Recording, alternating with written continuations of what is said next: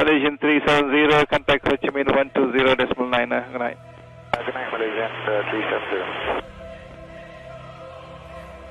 370. Breaking news tonight, a Malaysia Airlines flight with 239 people on board, including 4 Americans, has gone missing.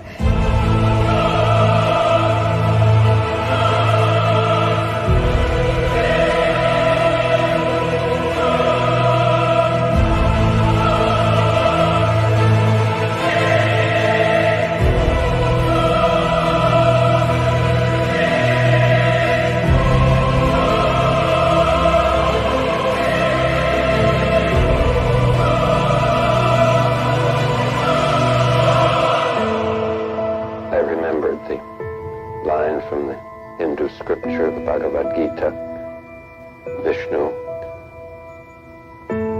is trying to persuade the prince that he should do his duty, and to impress him takes on his multi-armed form and says, "Now I am become death, the destroyer of worlds." Did you see the theory on the missing Malaysia airliner where it was? Have you seen that? I've seen it, and I'm always very careful for me, Glenn, because recently. So look, I'm a science guy, right? I've always just follow the science. Recently, about 3 weeks ago, Google, someone on Wikipedia decided to label me as a quote unquote conspiracy theorist. I'm not a conspiracy theorist at all. That's just someone trying to minimize, this topic and kind of chip away at the narrative. I'm very careful to be open-minded about everything. I know that the Malaysia airline, there were some people that were claiming there was maybe some UAP involvement. Mm-hmm. I don't know. I did not pursue it. I know some of the people that I've talked to who were dead for it and dead against it. Something it's a complete nonsense. It's fake. Others said, no, that looks, legit. And I could not tell you, Glenn. I have no idea. Okay. I am not I do not go down the conspiracy rabbit hole very often, simply because I'm trying to remain open-minded towards everything if I can. Okay, chat. Welcome to the stream. I'm your host, Ashton Forbes. This is Malaysian Airlines Monday, and as you just saw right there, wow, what a major update that we had today. Lue Elizondo finally, for the first time in over a year, addressed the MH370 videos. So why am I excited about this, guys? I'm excited because finally we have broken through the veil. We are at the situation now where these videos can't be ignored anymore. And I mean, as you guys know, this weekend, I was out of town. I was visiting Candace Owens, where I did an interview with her as well. We've had Glenn Beck reposted my interview on Labor Day. So did Harrison Smith with InfoWars. And we had Redacted repost my interview with them as well, because people are realizing that this case is really captivating. A lot of people are interested in it. And you guys know that as well, because you've been following along. It's captivating for me to follow along with the case. And I expected that back in the day, like a year ago, that all the mainstream media would have picked this up and they would have ran with it and we would have had it. But no, they didn't. And so I had to create MH370X. I had to create the Four Orbs community, all of you guys, and we had to push this thing to the brink in order to get any attention on it. And now we're at the situation where it can't be ignored by these people anymore. They're getting messages, so many messages from people like you guys. Honestly, you guys deserve this as well. Like, they're getting messages from you guys. Remember when Jeff Wise had his total meltdown? Jeff Wise had his meltdown because you guys have been spamming him going, what do you think about MH370? Or what do you think about the videos? What do you think about Ashton Forbes? You don't think that's happening with people like Lue Elizondo and Jeremy Corbell and George Knapp and Ross Coulthart? Of course it's happening to those guys as well. It's got to be so awkward for them, because if you're getting spammed like that, you have to lie, because if you don't lie to the people, then you're going to accidentally tell the truth. And in this case, what is the truth? The truth is these guys know the videos are real. people like Lue Elizondo, they know these videos that we're about to stare at right now are real, and they can't talk about them. They can't talk about this video because this video is national security. This is secret spy surveillance capabilities. And Lue Elizondo cannot talk about it. He's got an NDA. Ross Coulthart, Jeremy Corbell, George Knapp, they can't talk about it because it would reveal our surveillance capabilities to our adversaries. It's pretty obvious that has to be the only logical reason. Otherwise, they should come out and they should say, oh, yes, these videos are really captivating, or no, those videos can't be real because here's the reasons on what I know about our surveillance capabilities. But no, they don't say that. The reason why they say nothing is because they need plausible deniability so that when these videos are proven to be real, they can't be said that you lied about them or whatever, right? This is why, like, this is what the government does, is they need plausible deniability so that if these videos end up being real, they can come out and say, well, yeah, we weren't hiding the science. We had all these DIRDs and we had all these scientific papers that were out there, and we never lied about it. We never made any official statements about the plane or anything like that. And so it's like all you have to do is, it's almost as important, not just what they are saying, but also what they're not saying. So we're going to watch that clip again with Lue Elizondo because I want to dig through it, the details with you guys on it. So, and this is what we're going to, I think, watch. Give me a second here. I'm trying to figure out where. Oh, yeah. Okay. So Emerald is live right now. I'm going to see if I can kind of track it. I don't know when my segment's going to come on, but if not, I'm going to repost it. But just earlier, you're going to notice my shirt's going to be the same. I just did a segment with Emerald it's going live right now. And I said basically the same thing. Like, these guys are hiding this information because it's national security. And not just the surveillance capabilities, but also the technological capabilities as well, because the technological capabilities are also an issue of national defense. And this is where I get the impression that they're lying, because they know the same scientists that I've discovered figured this stuff out. Like, how can you be Lue Elizondo and know Hal Puthoff and then try to claim that, like, you don't know if these videos are real or not? Like, Hal Puthoff's scientific physics papers describe everything that we're seeing here. They explain all the functionality that we see right here. And you know this guy personally. And you were in this To the Stars Academy with him, and you're going to pretend like you even told Joe Rogan that he should talk to Hal Puthoff, and you're going to pretend like you don't know these videos are real, that you don't know this science is real here. Like, come on, man. It's obvious that we're reverse engineering this technology or advancing it, whatever it is. I don't know. So people are going to ask, like, is this aliens or whatever? Truthfully, guys, I don't care. I don't care what it is. I don't care if we figured it out and the Nazis and the Project Paperclip and whatever. I don't care if it's swamp creatures from the Black Lagoon or creatures from the deep or future humans or whatever. I just want the technology so that we can change the world, because this represents free energy. This represents completely changing our whole world. This represents us being able to go to other planets, other solar systems, other potentially galaxies that are out there. And so this is the part where it's like, I have a problem with the Jeremy Corbells and the George Knapps, the Ross Coultharts, the Gary Nolans, the Lue Elizondos. If you guys don't realize, these guys are all in a close-knit community with one another. All of them are. And there's really only two options, right? One, either they're idiots and somehow they haven't been able to figure out that the science is real, and they literally don't realize that we've got this technology in our private labs. And I mean, I would bet literally anything Hal Puthoff has worked. Hal Puthoff might have literally built these orbs, right? He might have literally built these orbs. And honestly, props to him if he did, an engineering feat. I don't think he's responsible for the disappearance of the plane, but there's not that many people on the face of the earth that I think could have built these orbs. And he's like one of them. Eric Davis is probably another one. There may be some other guys that I don't know, but I'm just throwing that out there. So either these guys are idiots and they don't realize it, or they are liars and they're lying to protect national security, right? That's really the only applications. Either they're liars or they are idiots. And I have come to my opinion that they are liars, that they know that the technology is real. And yeah, they haven't mentioned it. And so when we watch this Lue Elizondo thing, I want you guys to know as well. I had somebody talk to Lue Elizondo in person, and they told me he was dodging the question, kind of similar, I imagine, because I wasn't there firsthand, similar to the way that he dodged the question with Glenn Beck. And then tried to claim like, oh, he's not really familiar or whatever. Like, I know he's familiar. Like, we have mutual acquaintances, Lue Elizondo and I do. Okay. Like I said, these circles aren't that deep. So I know he's known about me for a while. And he's had me blocked for like 9 months or almost a year. He's had me blocked for like probably a year, honestly, guys.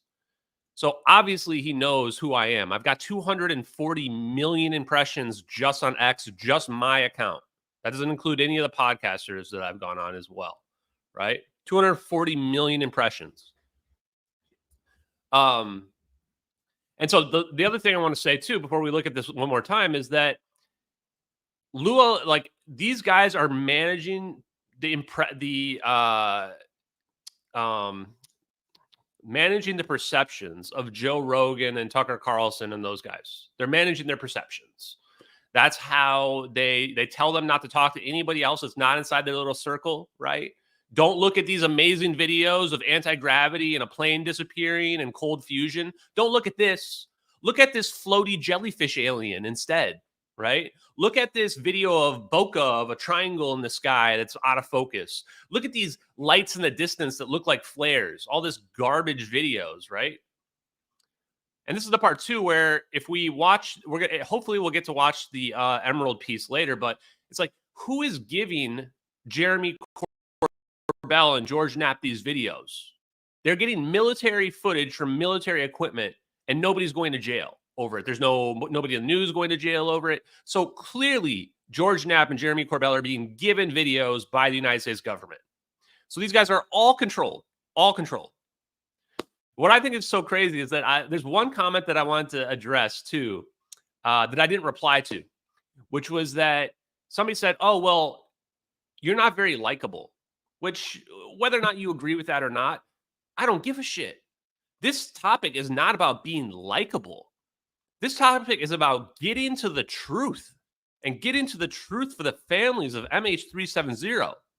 There is a plane missing, and there's no chance the United States government doesn't know exactly what happened to it. Even if the videos were fake, there's no chance that they wouldn't know exactly what happened to it. So do I care about being likable? No, guys. I'm just a regular guy that was not even on social media. I don't even like social media. All I want to do is get the absolute truth. So how did this play out? For the people that are new who are watching this, I was just a guy that said, you know what? If these videos are real, we should be able to figure it out. We should be able to find out what happened to the plane, find out the science. And holy shit, I did not expect it to play out the way it did. The whole case stunk all the way through. It's clear there was a cover-up. They covered up the whole fire event related to it. I started talking to the engineers. Next thing I know, I can tell these engineers know we've got crazy technology, including Salvatore Paez and his patents that are approved, that were supported by the Navy, right? So you look at this and you go, okay, then the only question is, how do I learn it? How do I learn it? And I came in with no biases whatsoever. Like, I didn't care if aliens are real, fake. I didn't care what the technology was all about. So I start digging into the technology. And I find out, wow, all this science has been out there. People ask me, like, Ashton, where do you start? For me, the biggest breakthrough right away was Tom Bearden. Tom Bearden has like dozens of videos on the internet. It's clear that Tom Bearden knew some stuff and that he wanted to make sure that his work got put onto the internet because he knew that he would not see disclosure in his lifetime. Rest in peace to Tom Bearden, chat. Moment of silence for Tom Bearden.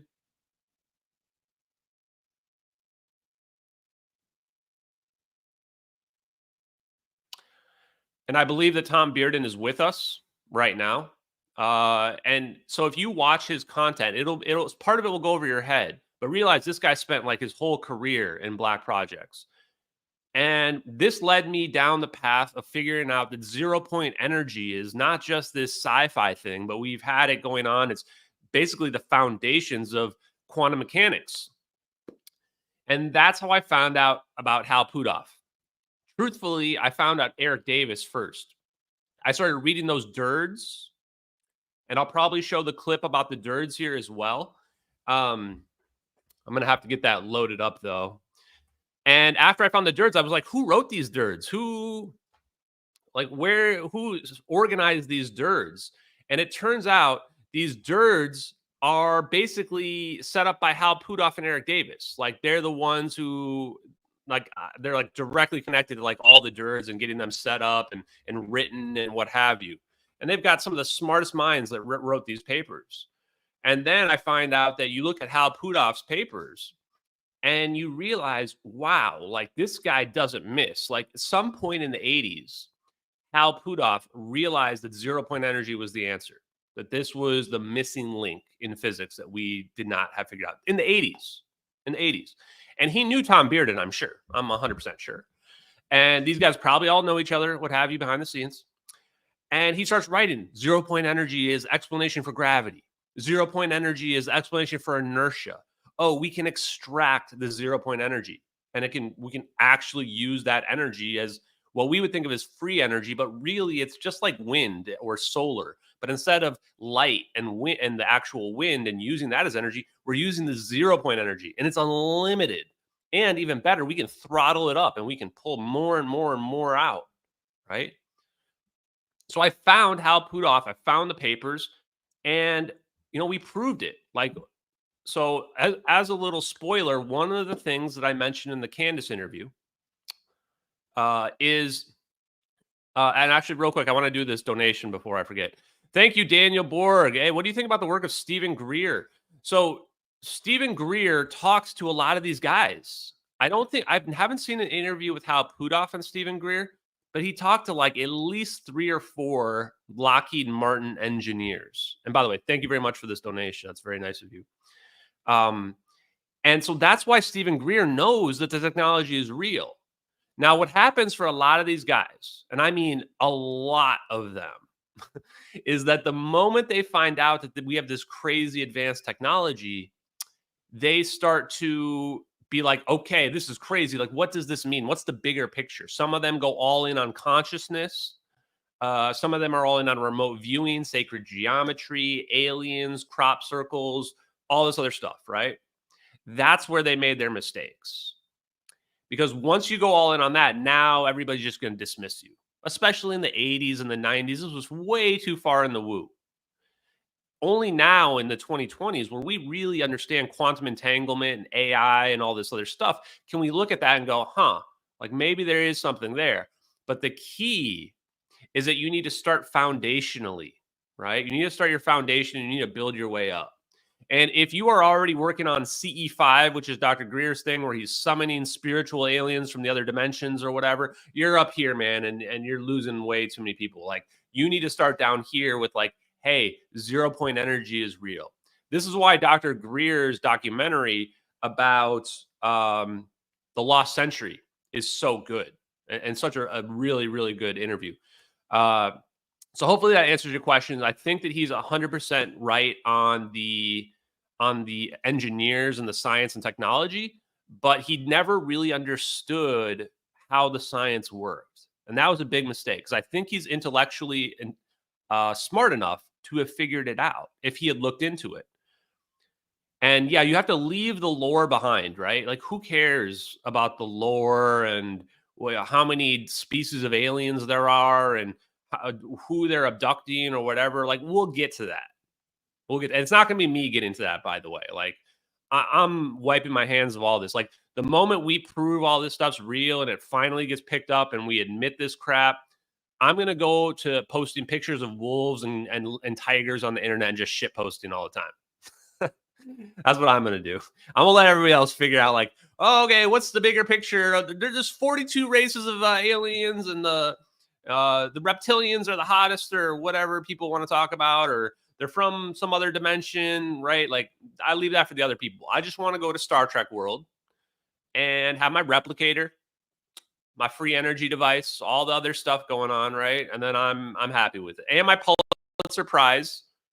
I want that Pulitzer Prize so that I can rip that thing up. Okay? So how do we prove the videos are real, guys? There's 3 ways. And I'm spoiling part of the Candace interview right now because honestly, if you guys saw, Candace Owens got canceled on YouTube like the very next day. She got canceled today. So I wasn't going to like say exactly, like, some of you guys in the Discord already knew that I did the interview and I posted the picture. But because she got canceled, I don't know what's going to happen with the interview anymore, guys.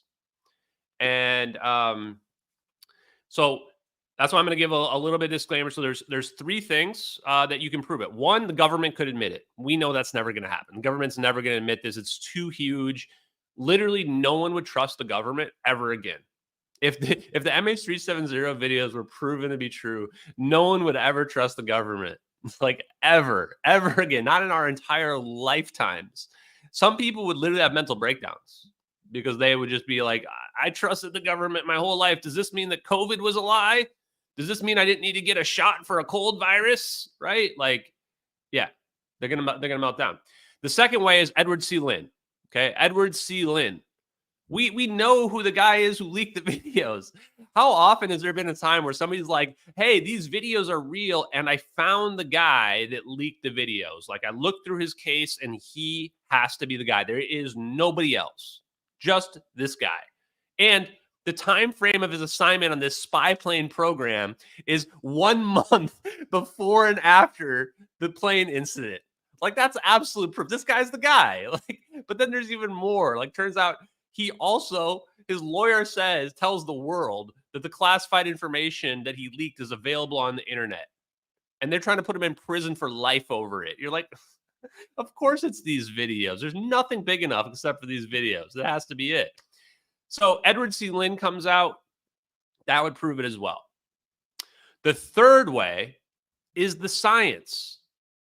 And this is probably the most important one because I want to make sure that when the science is proven true, that we can produce free energy, that we can make cold fusion with balls of plasma, just like Bob Greenier talks about, and that we can do anti-gravity technology, all this stuff, wormholes, warp drives. Nobody is going to take this from me. And when I say that, I mean, I didn't invent that technology or discover it. But I want to make sure that nobody comes and says, well, yeah, we have warp drives and wormholes, but the MH370 videos are still VFX or some bullshit like that. Get the F out of here, man. Get out of here. So make sure you guys are clipping this part right here because I can already see the narratives. And you can tell what the Lue Elizondos and these guys are trying to set up this narrative where they're starting to talk about warp drives now, right? And you're going, wait, Ashton's been talking about warp drives and saying they're real for a year. And nobody on this planet was saying that. Everybody else was going, warp drives are fake. They can't be real, whatever. Now you've got Peter Thiel and Lue Elizondo. Lue Elizondo's literally talking to Glenn Beck about warp drives literally right before the clip that I played at the beginning of this. He's talking to Glenn Beck about warp drives and tells him that he should talk to Hal Puthoff about it. Unbelievable.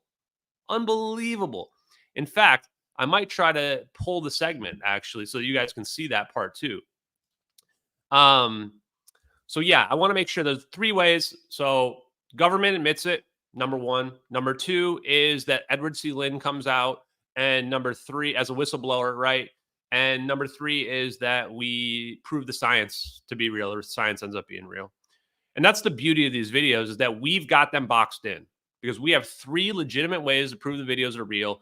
And they have a very thin path that they can wind. So what they're trying to do is they're trying to be like, oh yeah, we guys, warp drive might be real, guys. It might be real. So that they can lay the foundation to say, well, yes, we have warp drive and this crazy advanced technology, but no, we're not developing it. It's aliens that have it. It's just we can't understand it. We can't understand it. Even though Ashton's sitting here going, yes, I understand it and I can explain it. And here's the scientific papers and here's the experiments that show the concepts are real.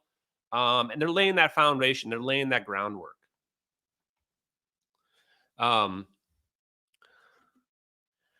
And so that's why, like, I want to make sure that I'm on the record like a million times saying this. So there's no way they can wriggle their way out of this. Because, like, I agree, those videos, the MH370 videos are going to prove that from the dawn of time, they're going to prove that you can't ever trust the government, that the government can commit horrible acts. And one other thing I want to say too is that it's not just the government. The government's not this monolith that's out there. It's really the intelligence agencies working with the private military contractors, most likely. If I had to guess, I would say the orbs are actually probably Lockheed Martin technology or maybe CIA. I doubt that they're like Navy technology. And this would help explain why Edward C. Lynn leaked the videos. Because Edward C. Lynn, if he does not read into the CIA or Lockheed Martin's orb tech, he would have thought they're UFOs. He would have thought they're aliens. He would have thought some crazy orbs teleported the plane. I got to tell the world I'm going to be a hero. And then he gets arrested and he gets told, well, that was Lockheed Martin's orbs. You know, this makes sense as much as it can make sense. So let me see what we got on this clip. I want to play the part where he talks about warp drives as well, guys. Yeah. So I'm seeing if there's any good questions here.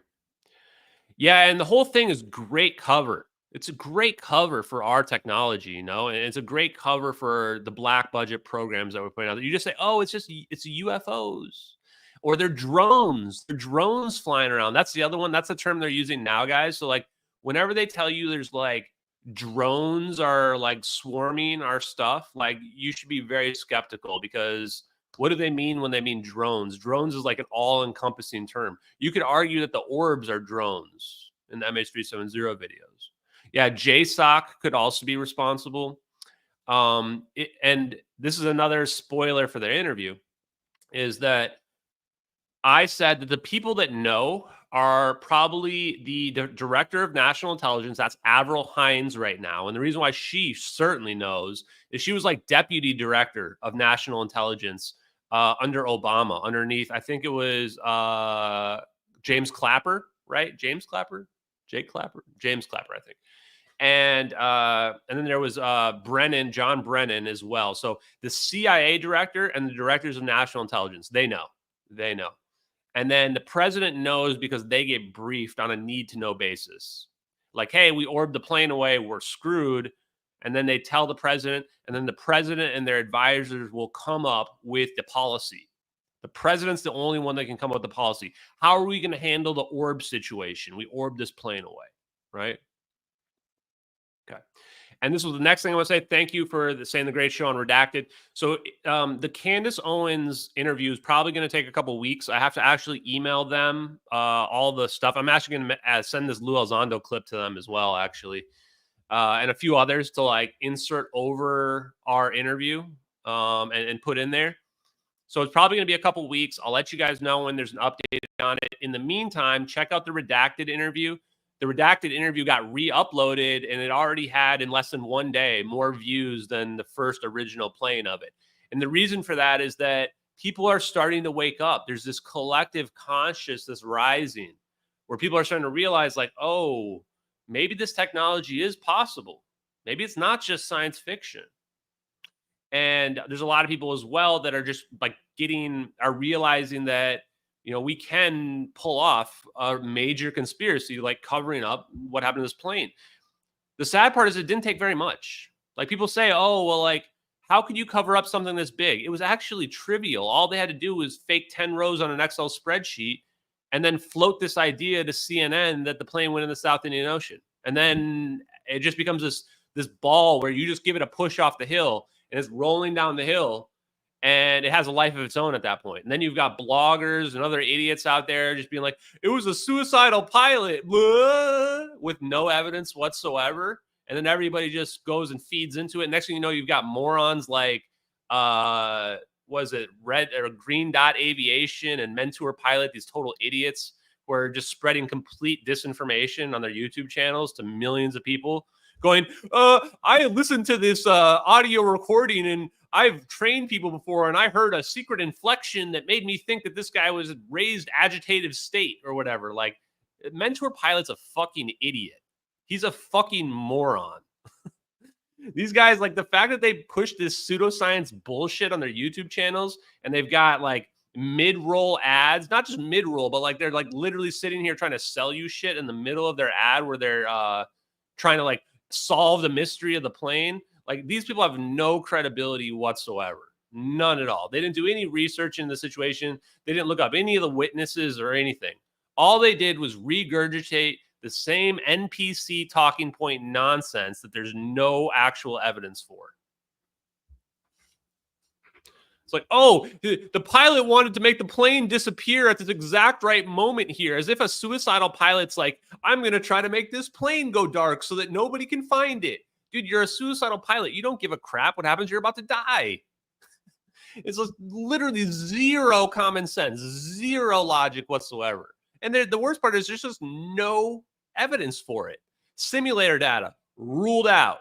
Florence DeChangi got the pilot's medical records from his family because his family was like, he was not suicidal. There was no red flags in his psych profile at all. Guy was like beloved by everybody. Actually just wild, chat. People just can't accept it because they can't accept the idea that they've been lied to and that they've been lied to their whole life. And they can't accept the fact that they willingly absorbed the lies. It's not just that they were lied to, but that they regurgitate the lies without thinking at all, with no critical thought, no original thought whatsoever. This is why I say that most people are literally just robots. Most people are just NPCs. They're just NPCs that are living out their programming, and they have no original thoughts in their head at all. They just repeat whatever somebody else told them, right? And not to go too sidetracked here, but like you guys saw me post on the Tyreek Hill thing, it's the same bullshit with this. Of course, this guy like was defying the cops' orders. People are like, well, the cops are just pulling him over for no reason and ripping him out of the car and pulling him on the ground for no reason, guys. Like this is how like people like this don't think for themselves. You got to put yourselves in the other person's shoes, right? And then you realize like all these people are just they're racist. It must just be racism, right? There's no evidence that this guy gets pulled over for racism. Turns out he's like a multiple time woman beater and broke his child's arm. He's like the worst human being on the face of the planet. And you've got people blindly defending him because he plays football. And they have him on their fantasy team. And for no other reason, this is literally zero thought, zero logical thinking in their head whatsoever. And you see that it is pervasive. It's a sickness that is pervasive throughout our society. It infects every aspect of our society. And this is how the intelligence communities operate. They use this to their advantage. They like the discord. They like the idiocracy that's going on that's out there. And it can be MH370. It can be some dude getting pulled over that plays football that's like a disgusting human being. It can be COVID. It can be anything. Anything.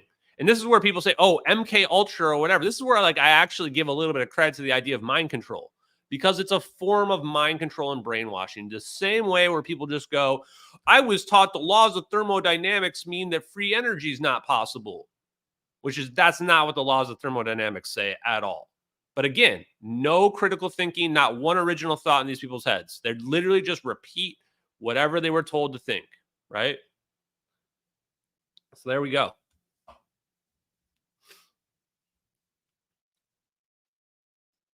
Okay, guys, let's take a look at this clip of Lue Elizondo here. So I'm going to skip ahead. I think it's somewhere around here. Let me see. UAP's work with, I think you call them warp bubbles. Yeah, and actually that wasn't my... Chat, first of all, are you fucking kidding me right now? UAP's work with warp bubbles. Okay, so now we're talking about warp drive right now. Like, and you can tell Lue Elizondo is starting to get a little here because in his book, he wrote about something very similar to Bob Lazar. And Joe Rogan asks, and Lue Elizondo says he doesn't know who Bob Lazar is.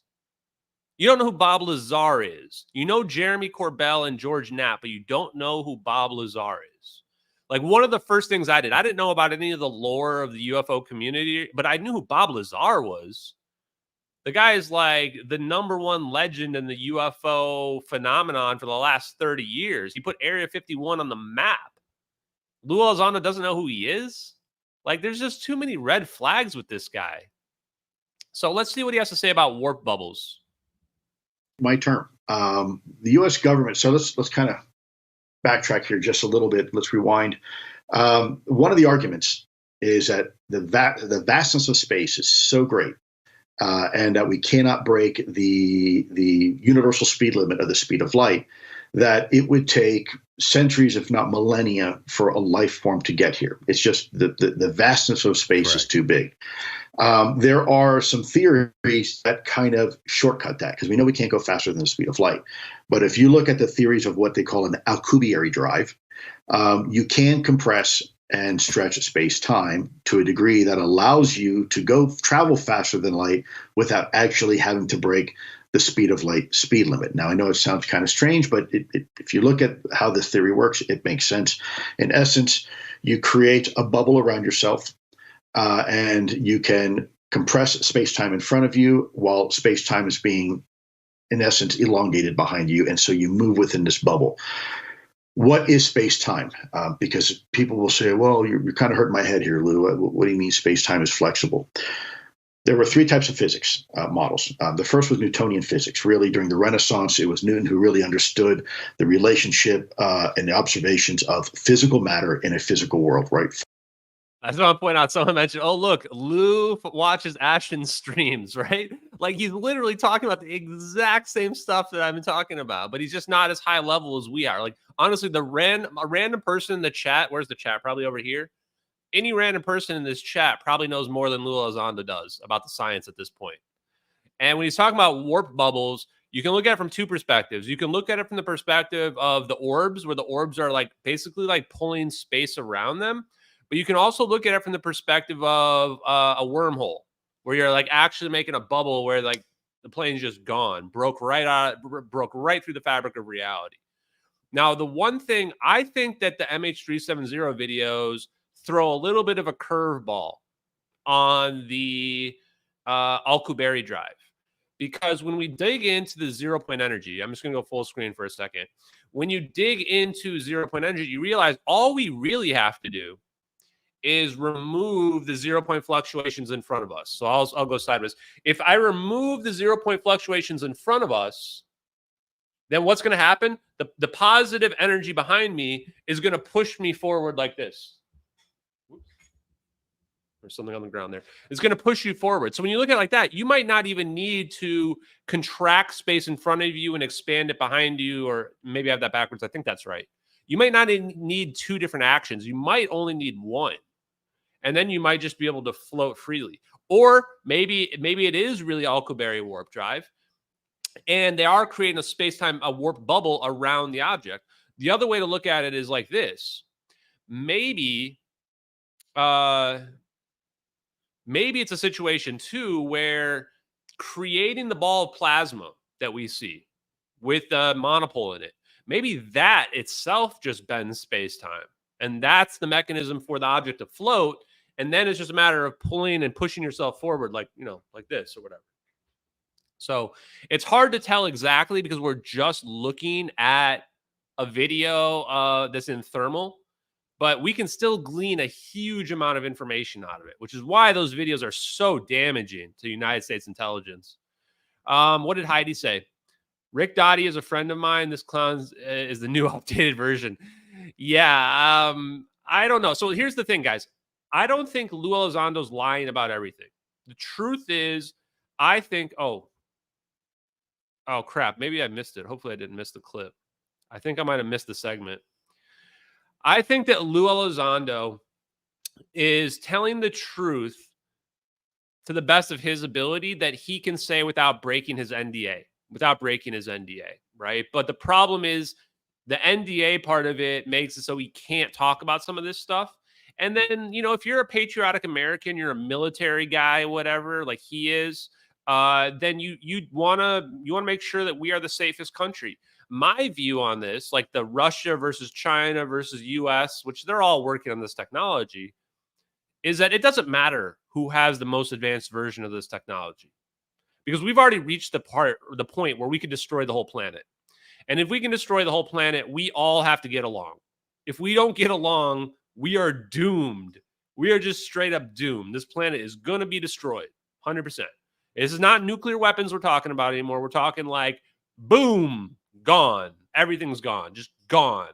No more anything, right? No deterrence, no defense against it. Whole thing is toast. So we have to just all get along. Like, we have to change as a society and become a peaceful society. Like Peter Thiel said on Joe Rogan, we might need to be all angels or all demons just to be able to harness this technology without completely wiping ourselves out, right? Without completely wiping ourselves out. We can probably destroy the whole solar system as well. Now, the other thing too, guys, is that Lue Elizondo doesn't want to lose his pension. I don't know what rank he is, but it goes up to like rank 15 or something like that. Just saw a funny message in the chat. I'll get to your message in the chat, John B. He doesn't want to lose his pension. If he says something and he crosses the line and says, we've been developing this technology, we've weaponized it, whatever, Lue Elizondo's pension is gone.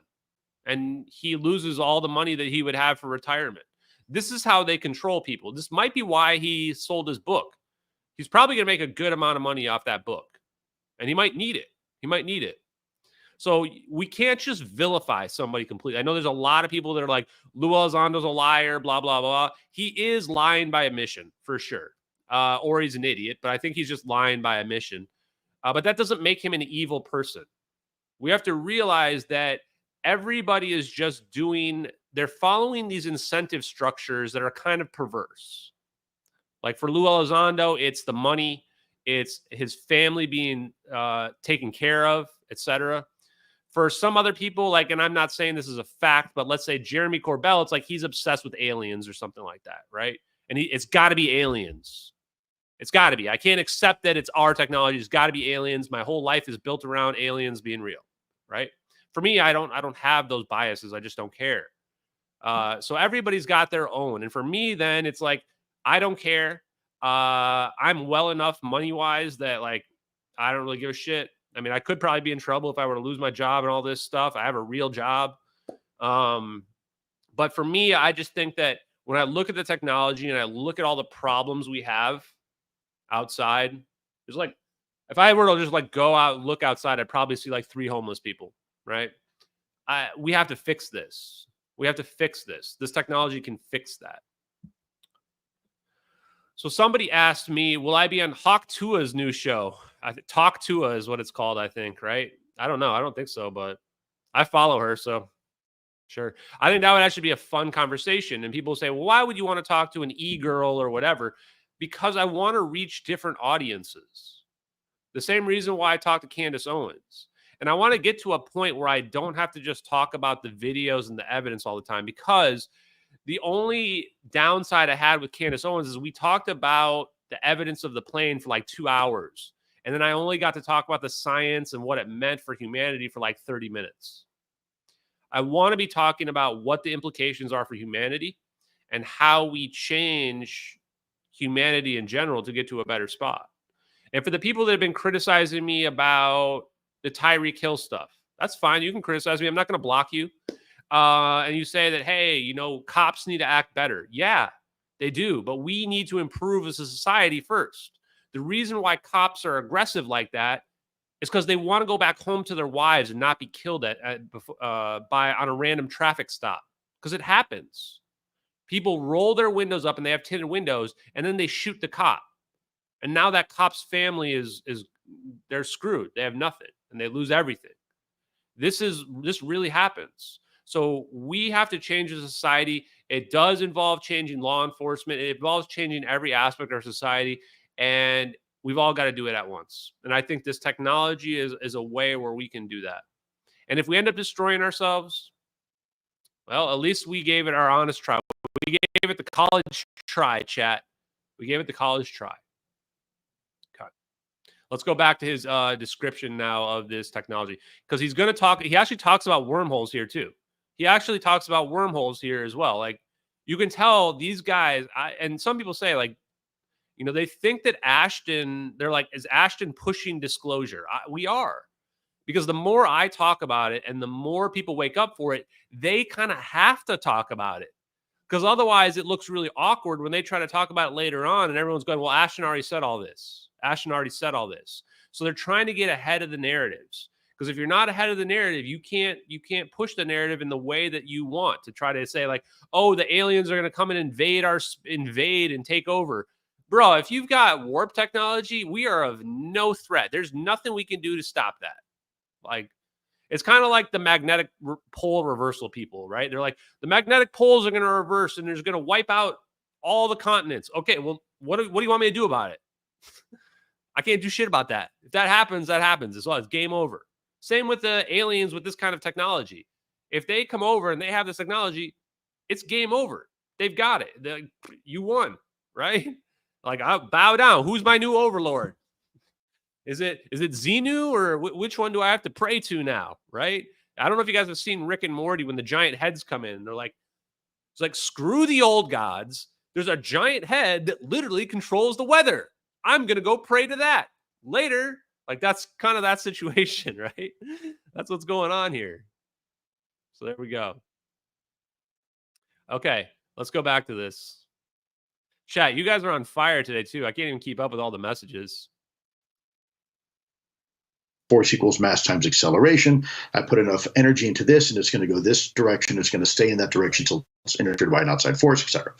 Then along comes Einstein, who proposes that space and time, the very fabric of space-time, is connected. We look at this empty space, and so there's nothing here, and but if you can imagine that the very volume of space that you, let's say, draw a magic cube and say, okay, here's space, it's flexible, and a lot of people say, well, I don't understand. Well, we've observed it. We know that's a fact because right now the Earth is warping space-time. And in fact, what we call gravity, which is that's not really gravity. That's an effect of gravity. What this is simply the warping of space-time.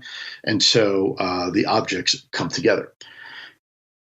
If you could, the scientists at ATIP came forward and said, look, for all these years, we've been trying to find the different exotic technologies that can exist. Okay, a couple of things I want to say here. Guys, if we are still struggling with space-time and what space-time is, then we're screwed, man. We're screwed. Like, space and time are one and the same. What does this really mean? It means that maybe we're not even bending space, but we're actually bending time itself. And why do I say that? Because of what Lue Elizondo just said with gravity. Gravity is not a fundamental force. Gravity is just two things converging as time moves forward. Time's moving forward. Two things are moving in a straight line, and those straight lines intersect. The same way where if any two of us right now, you guys in the chat, anybody watching this recording, if we were to walk north, directly north, we would be walking in parallel lines. We would intersect, even though we're walking in parallel lines. We would intersect at the North Pole. That's curvature. That's what curvature is. That's what gravity is doing. Gravity is causing things, space-time, to bend together, right? So this is really important to understand. Explain the and the other part I wanted to say is the thing he says about ATIP. Who are the scientists at ATIP? It's Hal Puthoff and Eric Davis. It's the same guys that wrote the DIRDs. So if you're an investigator who's out there, we've figured it out. We found the guys like Eric Davis, Hal Puthoff, whoever's associated with them. Those are the guys that know.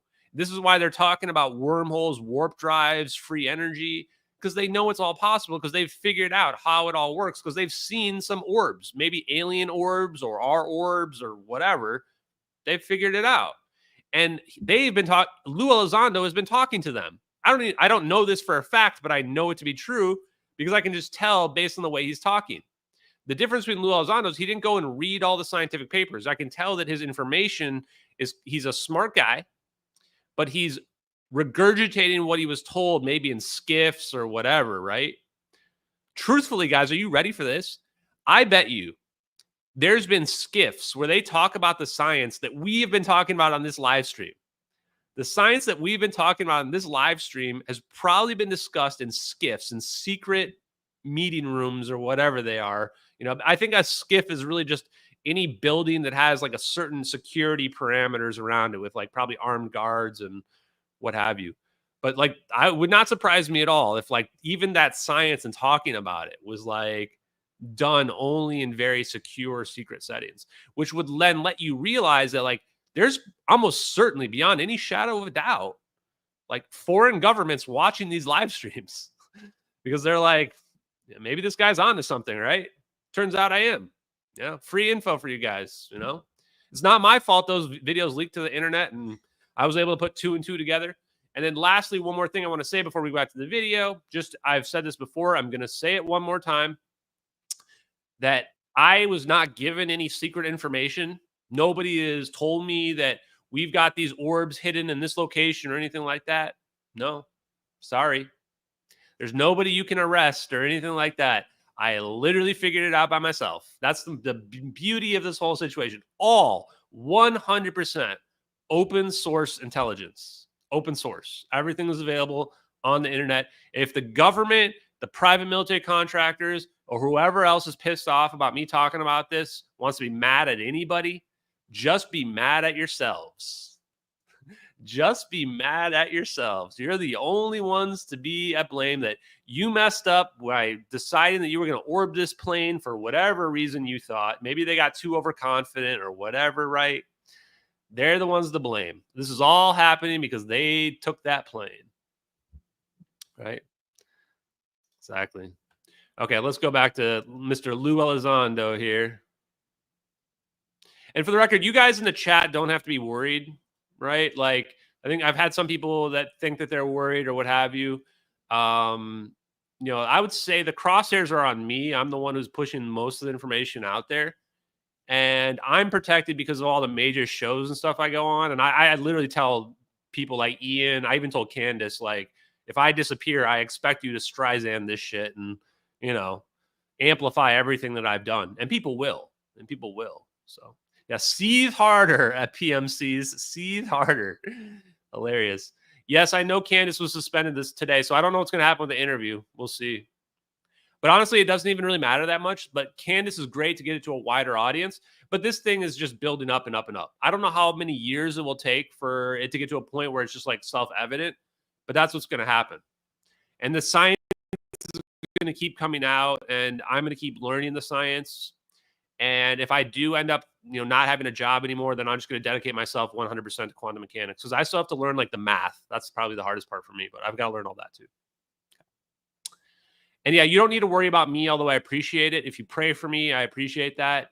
But one other thing that I will tell you, and I don't know if this is true, it's just a rumor, is that I've heard that, I don't know if protected is the right word, but there are factions that want the information out. Like, it's not as simple as everybody's trying to hide it. Some of them want the information to come out.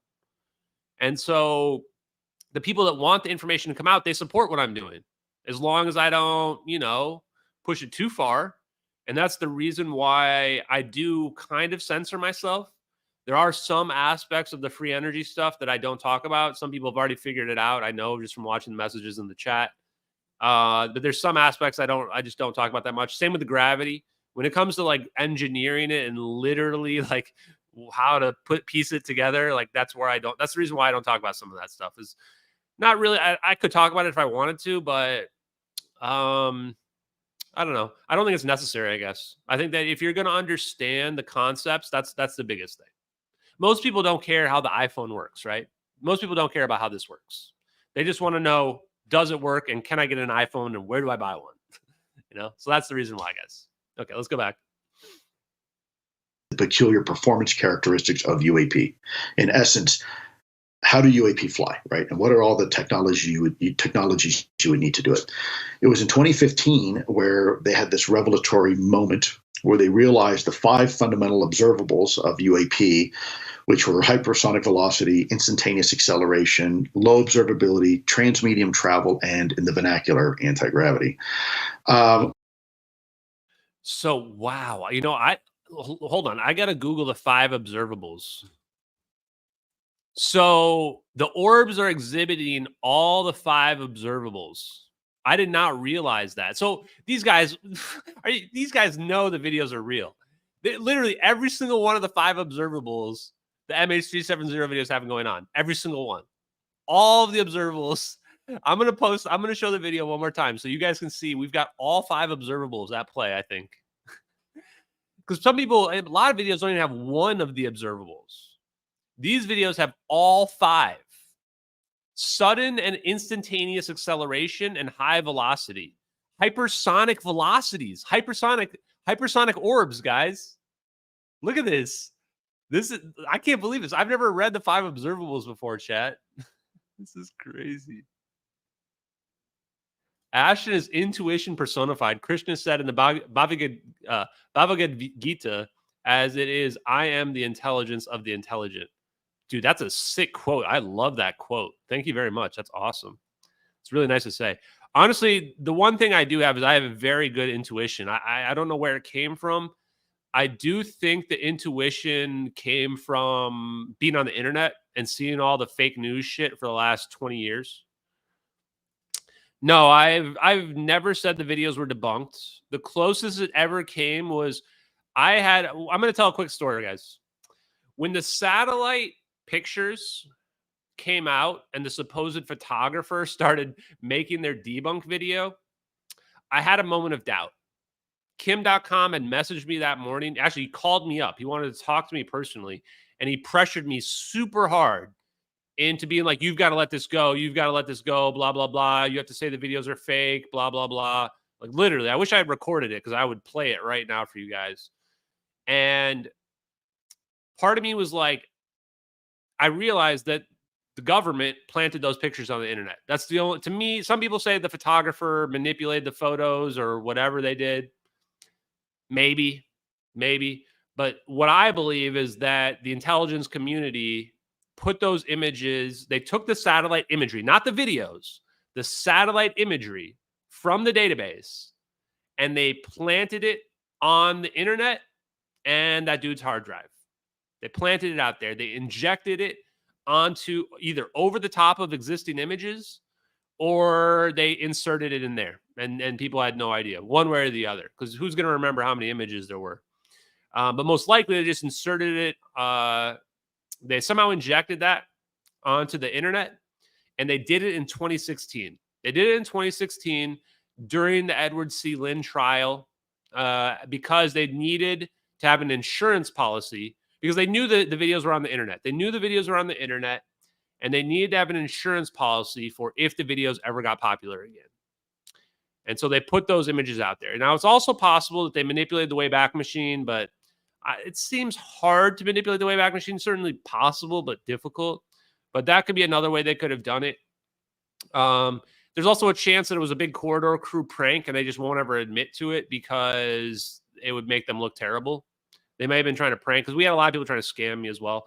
But the reason why I bring this up is that I had a moment of doubt because even though I thought that, and that was what my first thought was that the CIA or the intelligence communities planted those images on the internet. And I said, holy shit, if they're willing to go that far, they're going to fucking kill me. They're going to kill me. And I also was like realizing how powerful they were if they can pull that kind of stuff off. And part of me wanted to just give up at that point because I was like, this isn't worth it. Even if I know the technology is real, like I don't need to be the guy that makes it a bit, I don't need to be the guy that exposes it. And I thought, like, you know what? This is a good opportunity where I can just step aside. I can just say that. And this is why when I made my statement that day, I was kind of standoffish. I ended up deleting it within 24 hours or 12 hours. But I said I can no longer say that these videos are authentic because these satellite images match or something like that. I was kind of standoffish about my wording of it because it didn't even feel right when I was typing it. Like literally when I was typing, I was like, this does not feel right. I had a bunch of people messaging saying like, don't give up, don't give up, don't give up. I had people DMing me saying there's some kind of scam going on here. You're being scammed, what have you. And I just, you know what changed my mind? Because I was just going to let it go. I was going to be like, you know, it's just not worth it. Like these people are too powerful and we're never going to get the truth. And it was you guys that changed my mind. I saw the messages and I saw what this meant to so many people that were out there. And I said, you know what? Screw it. We're going to fight the system. We're going to fight the intelligence communities and we're going to do whatever we have to do. Because it's not like those images being out there doesn't prove the videos are fake. Although it does convince a lot of normal brain people because they think that, oh, there's no way the CIA can plant images on somebody's hard drive. And you go, have you ever heard of Stuxnet? Like, we literally hit an air-gapped system with a virus that slowly, like, over the course of like a year, slowly burnt down the centrifuges in this like nuclear processing facility. Like, do you realize like the long game these guys were playing? Of course the intelligence communities are capable of that. Of course they are. And so that's the reason why I said, you know what? Forget it. We're all in on this because the science proves it's real either. Like, the thing too is that even if the videos were fake, the science is real. The science is real. And then, honestly, I didn't expect to find all the science that we found. I didn't expect that I would learn as much as I learned, as quick as I learned it. You know, if honestly, even like 6 months ago, guys, I would not have felt comfortable talking about the science the way I feel comfortable talking about it now. I only talk about stuff comfortably when I understand it intuitively. So there you go. That's the full story. And I'm only telling that story. Some of you guys have probably heard it, but I haven't told that story in several months. And since then, the photographer's debunked video was removed off of YouTube. And the images have been forensically analyzed. And the same day, actually, we looked through all the torrents. There was no evidence the images ever were on the internet before 2016. And the videos are from 2014. No evidence at all. The closest it comes was the metadata on the images, but we know metadata is easily faked. Easily faked. Doesn't even require the CIA to fake metadata. And the weird part, too, is the way that the debunkers would claim, like, it's a raw file. It's a raw file. Like I don't know if they know I don't know what they think that means, but the way they say it as if it's, like, impossible to be faked, when that's not what it means. It's kind of like when the idiots are like, you can't break the laws of thermodynamics, but they don't even know what the laws of thermodynamics are. That's like how people are like, it's a raw file. Yeah. And then this is where, like, when I responded to the one guy on one of the spaces, like, what's a higher resolution, a raw file or a spy satellite image? Because what they're trying to get at is that the quality was too high. Therefore, it couldn't have come from the videos. But I've never made that claim. The images come from the original satellite data. That's where they would have planted the images. And therefore, there's no inconsistency between the quality of them and a raw file from a commercial camera. It's like saying that a commercial camera off the shelf is going to be a higher quality than a spy satellite image. It's ridiculous. Anyway, and not to mention the fact that, like, the images themselves, there was, like, I think 5 images taken within, like, 10 seconds or something like that, out of a window with no smudges on it on a commercial airliner, and maybe from even 2 different windows. I can't remember, but there's a ton of things wrong with those. So there you go. Okay. Sorry, that's story time. Now, the observables. I'm going to read the 5 observables to you guys, and then we'll take a look at this because these videos have all 5 observables. All 5 observables. So I'm just looking at some of the comments. Hi, NSA. Yeah, and one thing I learned too, I've learned so much about the 3-letter agencies, guys. The NSA is actually the ones that, like, the data gets for, I think signals intelligence goes to the NSA or something like that. So the NSA is apparently the ones that are tracking UFOs. So the NSA is the ones that you actually want to FOIA. So that's why I FOIA'd them again. Yeah. Sorry, just checking to see if there's any other messages. Hey, Jenny, thank you very much. Jenny's got a husky, which is super cute. So if you guys wonder, like I do, if I follow you, I check out your guys' tweets. I mean, I'm not stalking your profiles, but I see your guys' tweets. Yeah. And yeah, I personally think that Kim.com's compromised. I mean, this guy just got extradited. Kim.com he's getting extradited to the United States. He's facing 181 years in prison. I thought he was facing like a decade or 2. He's facing 181 years in prison. You don't think the U.S. controls Kim.com? Of course they do. And then people are like, oh, but he says stuff that's anti-U.S. Yeah, but it doesn't threaten them. It doesn't threaten any intelligence. He's not revealing anything sensitive that the U.S. intelligence agencies don't care if you badmouth them. Everybody does. They don't care. What they care about is, are you revealing sensitive information? Kim.com's never revealed any sensitive information ever in his life. He is a complete glowy. He is a narc. This dude is 100% controlled.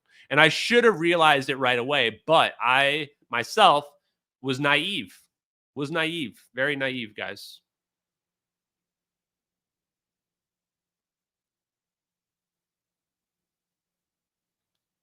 Yeah, raw means uncompressed, right? Exactly. So what the debunkers are trying to say is that because it's raw, it couldn't have come from the videos. They couldn't have taken the videos that we have and put them on the things. But that doesn't stop the intelligence communities from taking the original satellite imagery and putting it onto the website or whatever, which is probably how it played out. Probably. I mean, we can't say for sure, but yeah, probably. Okay. Yeah, and then the speed of light here.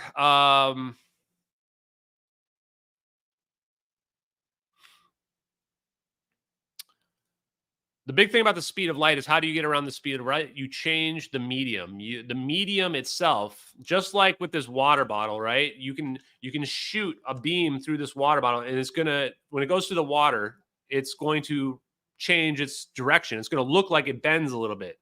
That's the same as you can do to the medium. So if I change this area, you're going to change the speed of light in the medium. The speed of light is not constant. It is not constant. And that should be obvious. Like, I don't even know why that's even controversial. So if you change the medium, the permittivity, you change the refractive index of the medium, and you change the speed of light. And when you're changing the speed of light, you're literally bending space-time at that point, right? I mean, that's how I understand it. I could tell me if I'm wrong. Anyway, NRO and CIA definitely are. Oh yeah, was it John Ramirez that mentioned the thing about the NSA? Maybe he was the one that mentioned it. Yeah. At this point, I've got so much information in my head, chat. It's hard to keep it straight. I am going to download Obsidian, and I'm going to start saving my stuff on Obsidian so that I can export it in case something happens to me. And that way, it's just easier to keep stuff organized as well. So from now on, that's how I'm going to be saving my stuff instead of having 50 tabs open. You guys, if you guys saw my computer, you guys would be embarrassed for me. So many tabs open.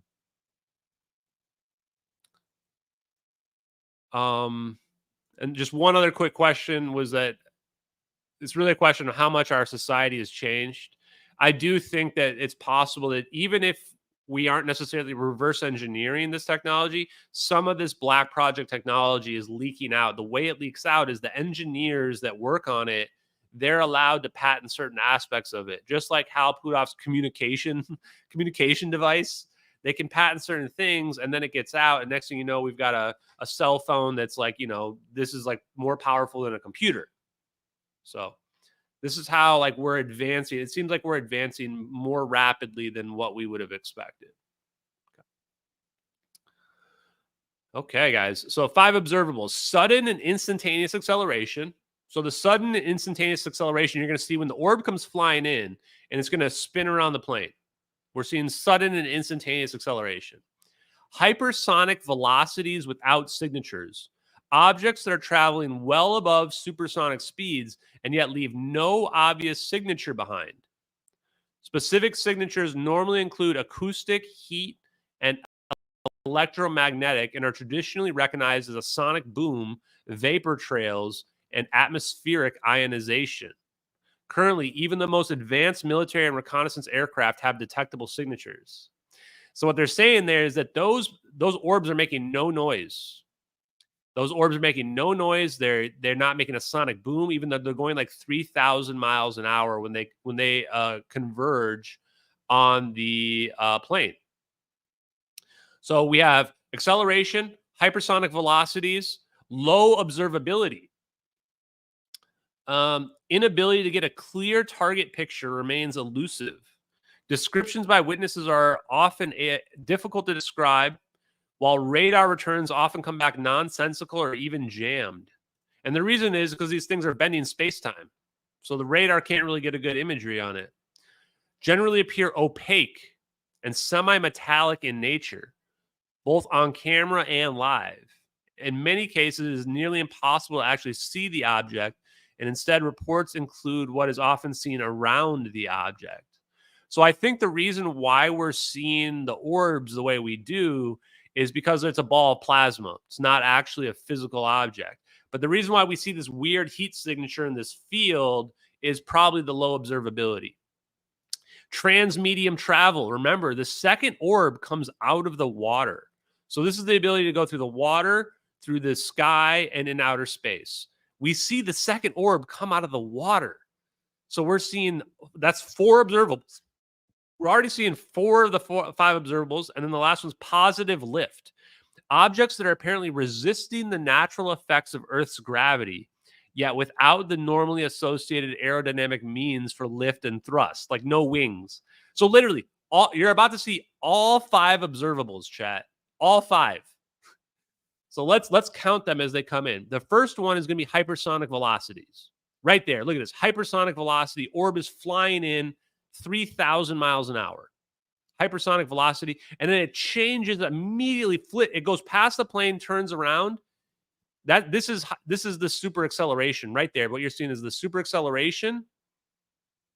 The second orb right there comes out of the water. I think I have a different clip of it. But right where this cloud is in the middle, the bottom middle of the screen here, this wide one, the orb comes right out of the water right there, and it comes up through the cloud. So we have now 3 observables. We see positive lift. We have low visibility on this as well, and no wing. So all 5 observables are being seen in this video. All 5, every single one. So you're telling me a guy like Lue Elizondo, who supposedly has seen videos that nobody else has seen, who was part of To the Stars Academy. That's whose website I'm on right now. Reading off the 5 observables. He's looking at this video with all 5 observables. You telling me he doesn't know these videos are real? Yeah, right. Yeah, right, chat. Possible if you could do one thing. And I just want to emphasize, this wasn't my theory. This were the theories posited by our scientists.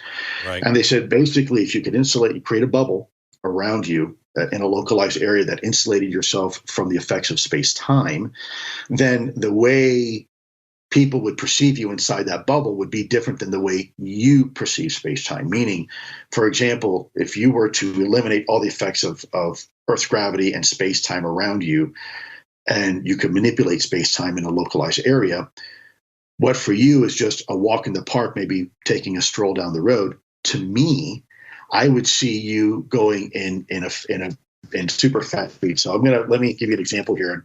And Glenn, I'm not an artist, but let me see if I. Is he about to steal my time dilation thing? Dude, is Lue Elizondo just watching my YouTubes and stealing my information? I think he's about to steal my time dilation thing right now, where I would go and say, like, if you watch the movie Interstellar, if you're watching the movie Interstellar and you have your time slowed down, you look out, you're going to see everything moving in super speed. And if you're out there looking at the person who's in the mass, the very strong mass, they're going to look like they're moving in slow motion, right? Like that's time dilation right there. Is he about to steal it? Make this a little easier here. So you're playing one on the podcast.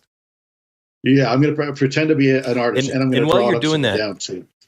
While you're doing that, I've always understood space-time as more of a map of where you are, and right. You know, it's a map. Oh, that's what you're drawing?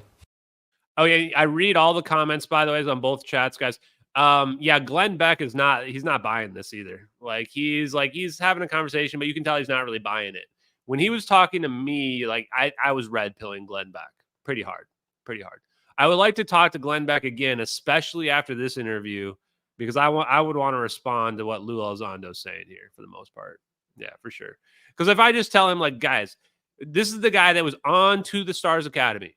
They're the ones that came up with the 5 observables. And we're seeing all 5 in 2 perfectly in sync military videos from a satellite feed and from a drone, UAV drone. And this guy wrote a book.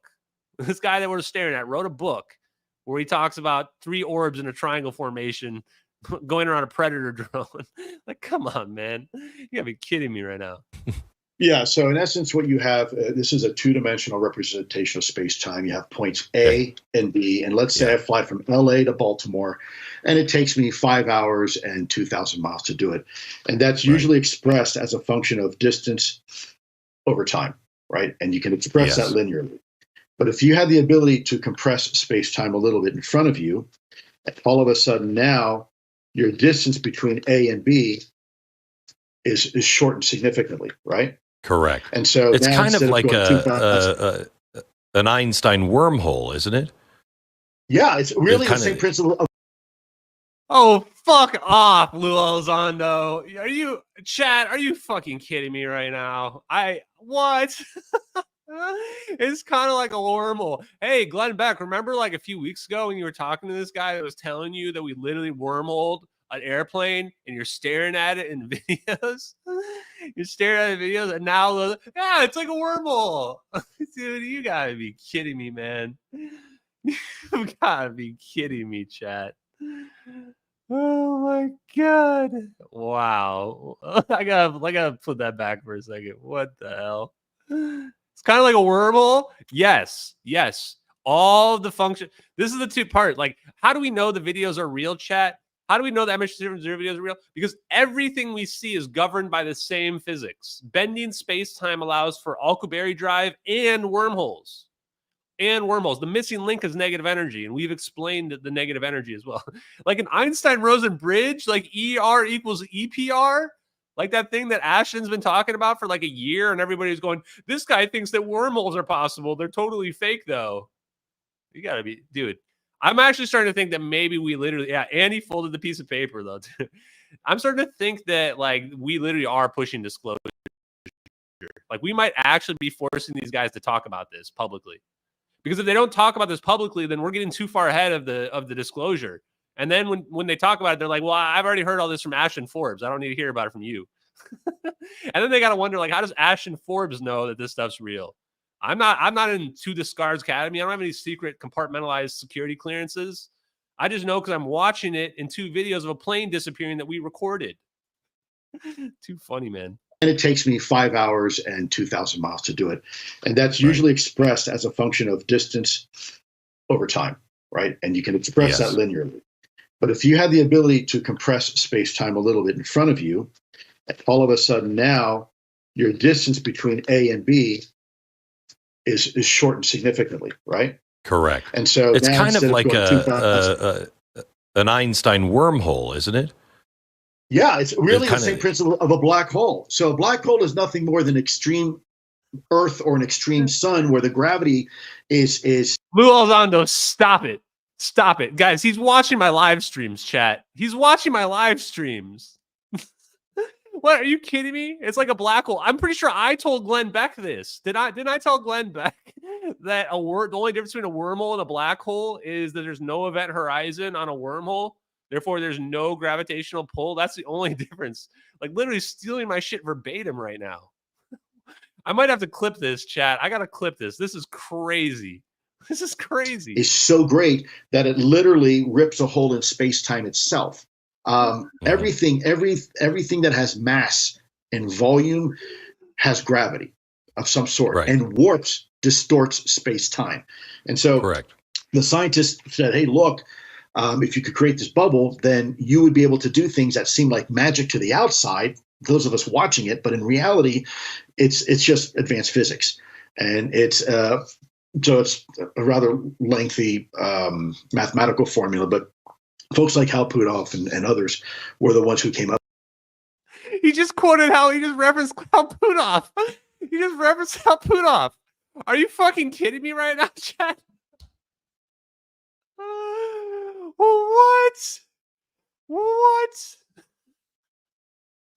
Yeah, I want him to be like, you mean it's like a wave conjugation? That's what I'm waiting for next, right?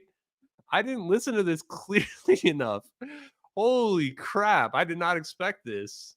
Yeah, guys, Hal Puthoff, man. I've been telling you guys, Hal Puthoff is it's like, even we got Chad and Sherry in here now. He's stealing my shit. What is this? They're trying to steal my disclosure right now. This is too funny, man. Have these guys, before Lue Elizondo went his book tour, was anybody ever talking about this? Like, other than Hal Puthoff and some videos from like the early 2000s, was anyone even talking about this?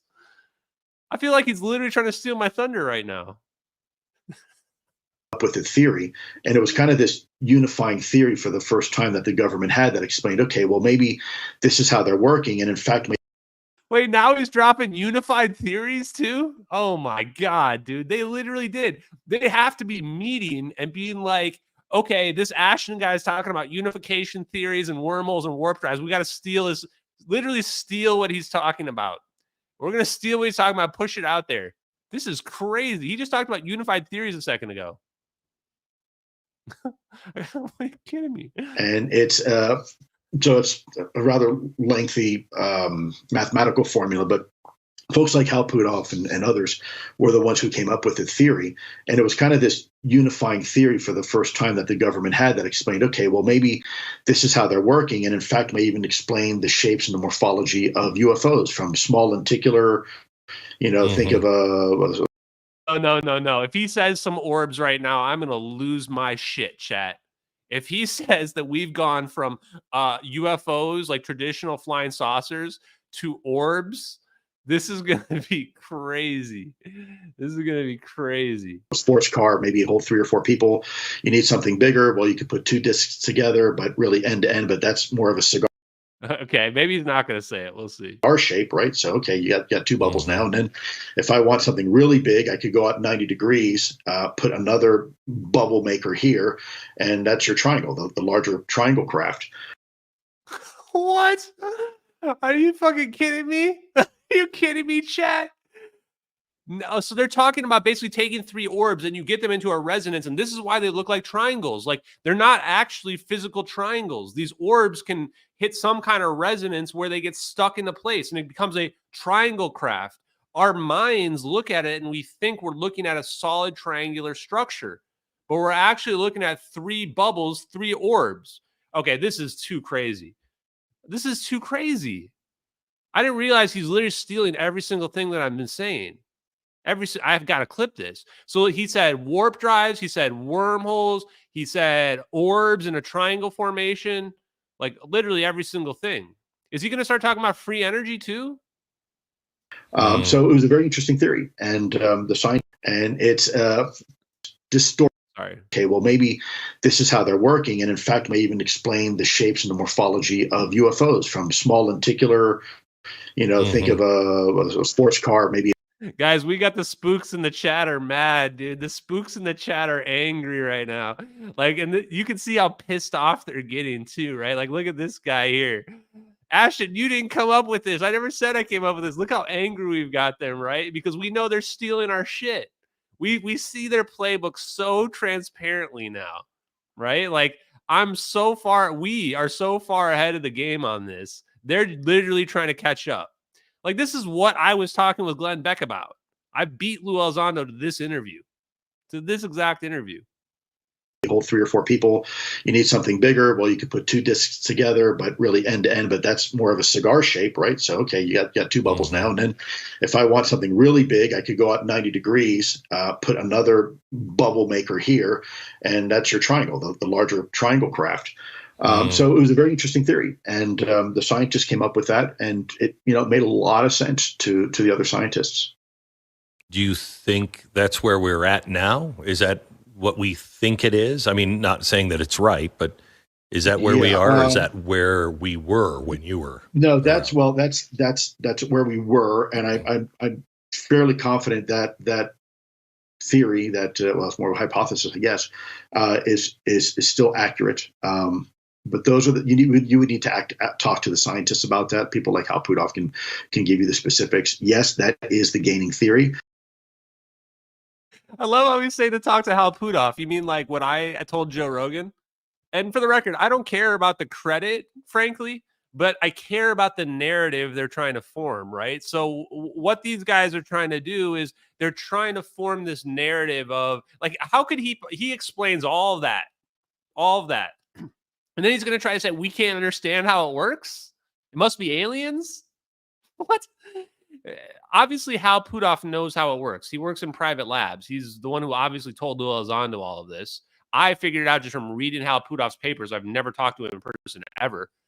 And They're trying to set this narrative of the aliens are going to come invade us or some bullshit, and we can't possibly know how it works. Blah, blah, blah. Yeah, right. Bullshit. We know how it works. We've figured it out. If they crashed in Roswell or whatever, like, we've had plenty of time to figure this out. And the big kicker is Hal Puthoff's paper in 1989. That was 35 years ago. 35 years ago. 35 years ago. That's plenty of time to engineer some stuff. We don't need that long, guys. Not at all. Okay. Let's see. I think this is the end of it. But there may be other theories as well. And like I said in the beginning, all options have to be on the table until they're no longer on the table. I think this is, at the end of the day, it's just about fact finding and looking at the observations, look at the performance capabilities, and try to see what type of physics is required to explain it. Did you see the theory on the missing? Okay, chat. This is even better because Glenn Beck is like, dude, how do you not think that MH370 videos? This is why Glenn Beck asked him right there. I didn't realize this. So Glenn Beck is, what do you think Glenn Beck's thinking right here? Like, Glenn Beck is like, dude, I just talked to this Ashton Forbes guy, and he's like, we've got orbs. They're showing all 5 observables. They are using warp drive. They're using negative energy. They are teleporting the plane using a wormhole. And now Lue Elizondo is going, yeah, aliens are real, and this is all the science, and this Hal Puthoff guy is the guy that figured it all out. Like, literally all the same shit. No wonder Glenn Beck's like, okay, man, like, you got it. Have you seen the MH370 videos? Right? Like, how do you avoid this at this point? Everybody should be pushing Lue Elizondo on that. And his answer here is so even more damning now in retrospect.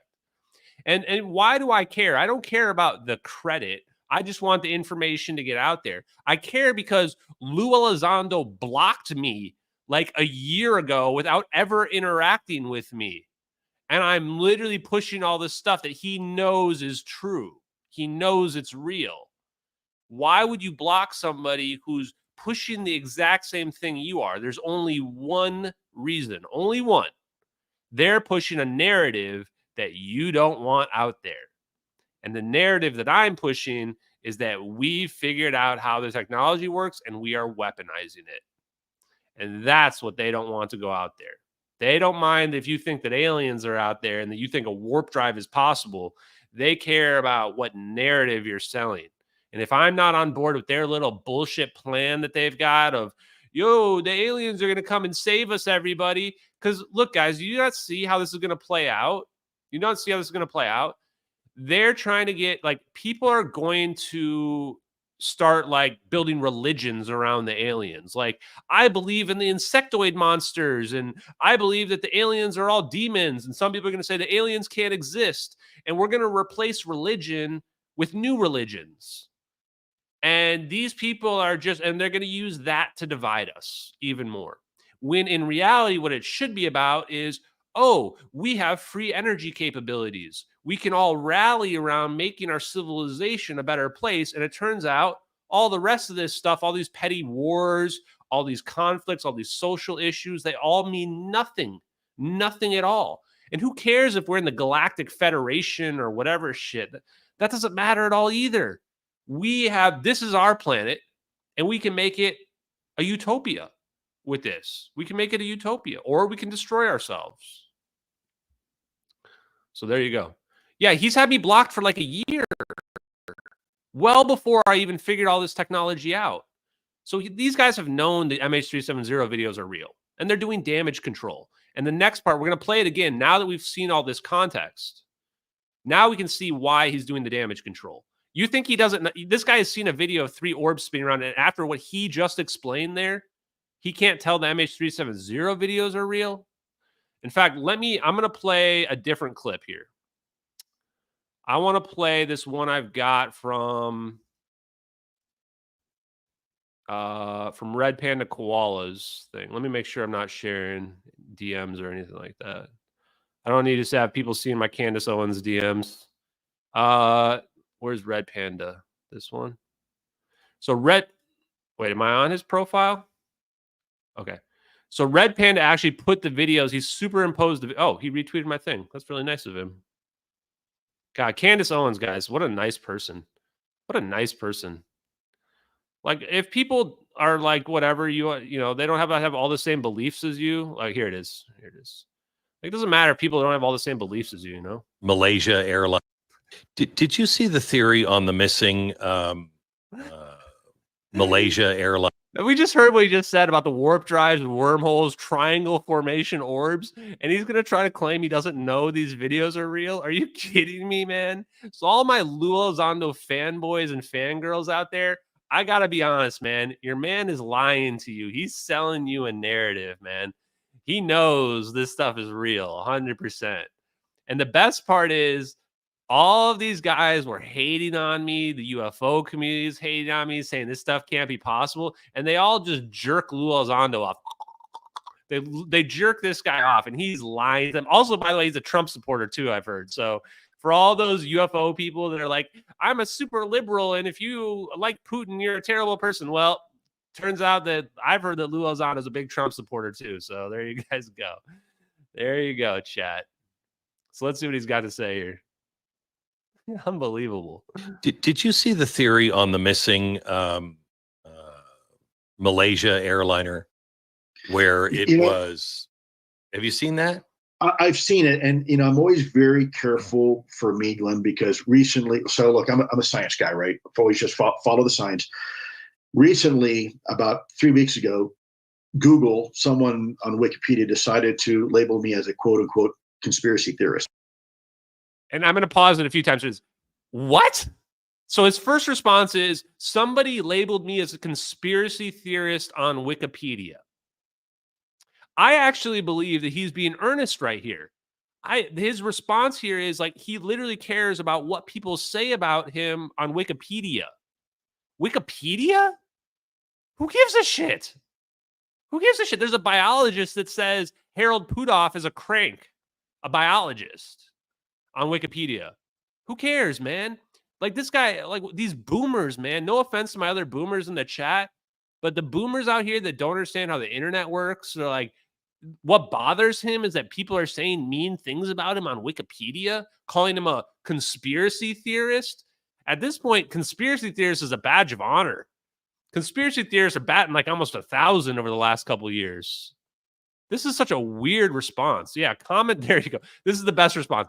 Common boomer L. Like, that. It's such a weird thing to care about Wikipedia calling me a conspiracy theorist. I'm not going to support these real videos that I know are real because people are going to call me a conspiracy theorist. What? These videos are catastrophic disclosure. These videos end up being real. There's no denying it. Like, we've got anti-gravity stuff going on. And if you believe aliens are real, these videos are a blessing. If we can make a wormhole, what is Neil deGrasse Tyson going to say? Neil deGrasse Tyson's going to be like, oh, well, aliens can't be here. But, turns out, he's going to say his big thing is aliens can't be here because it's too far away. Well, if we can make a wormhole and just cut through, do a shortcut, now what's he going to say? So if you do think aliens are here, this is your answer. I'm not a conspiracy theorist at all. That's just right. Someone trying to minimize, this. Okay. How does Glenn Beck not push back? I'm not a conspiracy theorist. Lue Elizondo, your whole thing is that you're trying to tell the world that the United States government is hiding aliens from the world, that aliens are visiting us, and that you just explained warp drive and wormhole technology, and that they're using it, and that the government is hiding it, has been hiding it since at least the 40s. That's called a conspiracy. In fact, it would be the biggest conspiracy of all time. Of all time. What do you mean you're not a conspiracy theorist? You're literally on this interview selling a giant, massive conspiracy. This topic and kind of chip away at the narrative. I'm very careful to be open-minded about everything. I know that the Malaysia airline, there were some people that were claiming there was maybe some UAP involvement. Mm-hmm. I don't know. I did not pursue it. I know some of the people that I've talked to were dead for it and dead against it. Something that's a complete nonsense. It's fake. Others said, no, that looks legit. And I could not tell you, Glenn. I have no idea. Okay. I am not I do not go down the conspiracy rabbit hole. Why would he have to talk to anybody here? He's the one who just explained all this stuff to Glenn Beck. This is the most evasive non-response I've seen in a while. Like, this is him being scared of trying not to tell the truth. He shouldn't have to talk to anybody. He's the one that's seen this 23-minute video. He just explained warp drive and wormholes to people. Presumably, he knows what our surveillance capabilities are. The reason why he's saying he can't know is because if these videos come out later on, he's going to come out and say, well, I was sworn to secrecy. I couldn't say anything about it, blah, blah, blah. Instead of like, you're just a fucking liar. Very often, simply because I'm trying to remain open-minded towards everything if I can. Wild chat. I'm trying to keep as open-minded to everything that I can. And the way that I'm doing that is I'm not going to make any comments about these videos that are on the internet that explain exactly everything that I just said. Like, the whole open-minded comment doesn't make any sense either.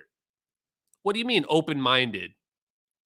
If you're open-minded, you should be like, yeah, those videos could be real. They're consistent with the videos that I saw, right? Like, we got him. This is like damning, man. This is the reason why I'm super glad. Like, thank you, Glenn Beck. If you're out there, Glenn Beck, let's talk again, Glenn Beck. You nailed this guy, because just asking that question put him in such a tough spot. This is why all these UFO community people are deathly afraid of anybody being asked about the MH370 videos, because a lot of the UFO community went all in. They went all in on Ashton being a crank and the MH370 videos being fake and what have you. And now their hero, the hero of these exact same people, Lue Elizondo, is explaining the exact same technology that I've been explaining for a year. And he won't even disavow the videos because he knows they're real. So this puts these people, and that's why they don't want to ask, because if they ask Lue Elizondo, it puts them in a tough spot.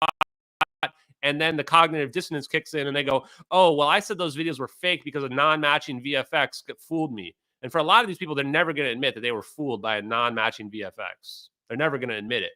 Like, you guys don't realize, like, especially if you're new to the investigation, the Redditors especially, and I'm not talking about just the debunker subreddit, but the UFOs subreddit, a lot of these people are fucking morons, like complete idiots, and they all fell for the fake debunk. All of them did.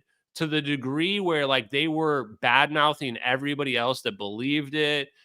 They censored the videos from the subreddit. Like, people are going to face consequences. People's reputations are going to be forever tarnished. Like, literally for the rest of some people's lives, people are going to just make fun of them and say, like, oh, you believe XYZ? Well, you didn't believe the MH370 videos were real, and you went all in on them being fake, and you censored them, and you made fun of this guy. Like, yeah, and that's all on those people. And when that happens, I want those people to realize that your life is a lie and you've been living a lie. And I want you not to apologize. I don't want apologies. I don't want the apologies. I want you to reflect on the way that you acted, and I want you to be a better person in the future. That's what I want. That's really what I want. Okay. Now there's a follow-up clip that I want to show real quick as well. This has been a pretty sweet stream, by the way. I like it. I like it, guys. Okay, I think you guys can see. So Sean Cahill, okay? Sean Cahill is like Lue Elizondo's buddy. I didn't even know who Sean Cahill was. But thank you to Red Panda. And thank you to Red Panda, and thank you to Tupacabra for asking people these questions, because these people like Tupacabra and Red Panda were not afraid to ask tough questions to some of these UFO people about the MH370 videos. And even at the time, I didn't understand the significance because I didn't know who any of these people were. And now we can look back and we can realize, oh, wow, this is actually really, really strong evidence. And for the people, there was a couple of people in the chat. I just gave somebody a timeout as well. People saying, humble yourself. You're telling me to humble myself? I've been exposing the biggest conspiracy of all time. And I've had every dipshit in the UFO community and every one of these people like trying to put me down. Guys, I haven't even begun to see my 15 minutes of fame yet. And if you think this is bad, it's going to get a lot worse. Okay? Like, I'm not some hero that's going to come out and be some noble guy. I'm going to drag the people that were trying to put me down and trying to be dipshits. Like, if you're that Klaus guy or whatever on Twitter, for example, I'm going to fucking ruin your life, bro. I'm going to ruin your life. And all the other dipshits and other people like that as well. Like, just to be honest with you, I'm not that guy, man. I am not that guy that's going to forgive and forget the shitty way that you all treated me. Like, it's coming straight back at you, okay? So just remember that. Remember how you want to. Now think very, very carefully from this point forward how you want to treat me, okay? Because remember, treat others the way you want to be treated. I am going to reflect it straight back at you, okay? Got it? And there's a reason. I've given you guys a million warnings about it too. No bullshit. No, I didn't know this would happen. I've told you guys as time goes on, these videos are going to be proven real. And I'm going to drag all the people that have been trying to drag me for months and months and months and dox me and try to scam me and all the crap these people have been doing. Okay. So hopefully that's all clear right now. Okay. Now let's watch this clip. Now that we've dealt with that little, that business. Yeah, Danny Jones and Julian Dory, I'm going to ruin their podcasting careers. Are you kidding me? I'm going to ruin their fucking careers. And what are they going to say? Oh, don't be mean to them. They set me up in a gotcha interview with a fake debunker dipshit. The Corridor Crew, I'm going to ruin their careers too. I'm going to get their YouTube channel taken down. I'm going to end their careers. Do you not realize that? I'm not that guy, man. I'm not that guy who's just going to forgive and forget the way you guys tried to treat me. Anyway, let's keep going. Okay, Sean Cahill, guys. This is some UFO guy. Let's listen to what he has to say. Sean Cahill gives his thoughts on the MH370 videos. Thank you, Sean, for being here. Appreciate what you guys have done. You know, there's no denying, like, from 2017 to now, things are very different. Might not have agreed with everything along the way. And thank you for your service. And my question kind of leans into that, because you were in the Navy from what, 95 to 2015 is what it says online. Is that accurate? Yes. Cool. Thank you for your service. And then, so yeah, me and a bunch of other people on UFO Twitter are pretty into the resurfacing of the whole MH370 anomalous disappearance. And I'm curious about your take on one, the disappearance of the plane back in 2014 when you were still active, and then your take on the emergence of these videos that were posted in 2014. So thank you. Yeah. So I've been involved with search and rescue before for folks that have fallen overboard and for aircraft that have. So this is, guys, by the way, guys, this was November 2023. So this was almost a full year ago. And if you look up Sean Cahill, he's like Minty something or other on Twitter. I think I follow him, but he's like former Navy intel or something like that as well. So he's in a position where he should know some stuff. Lost at sea or ships that have foundered. It's a scary experience for all involved.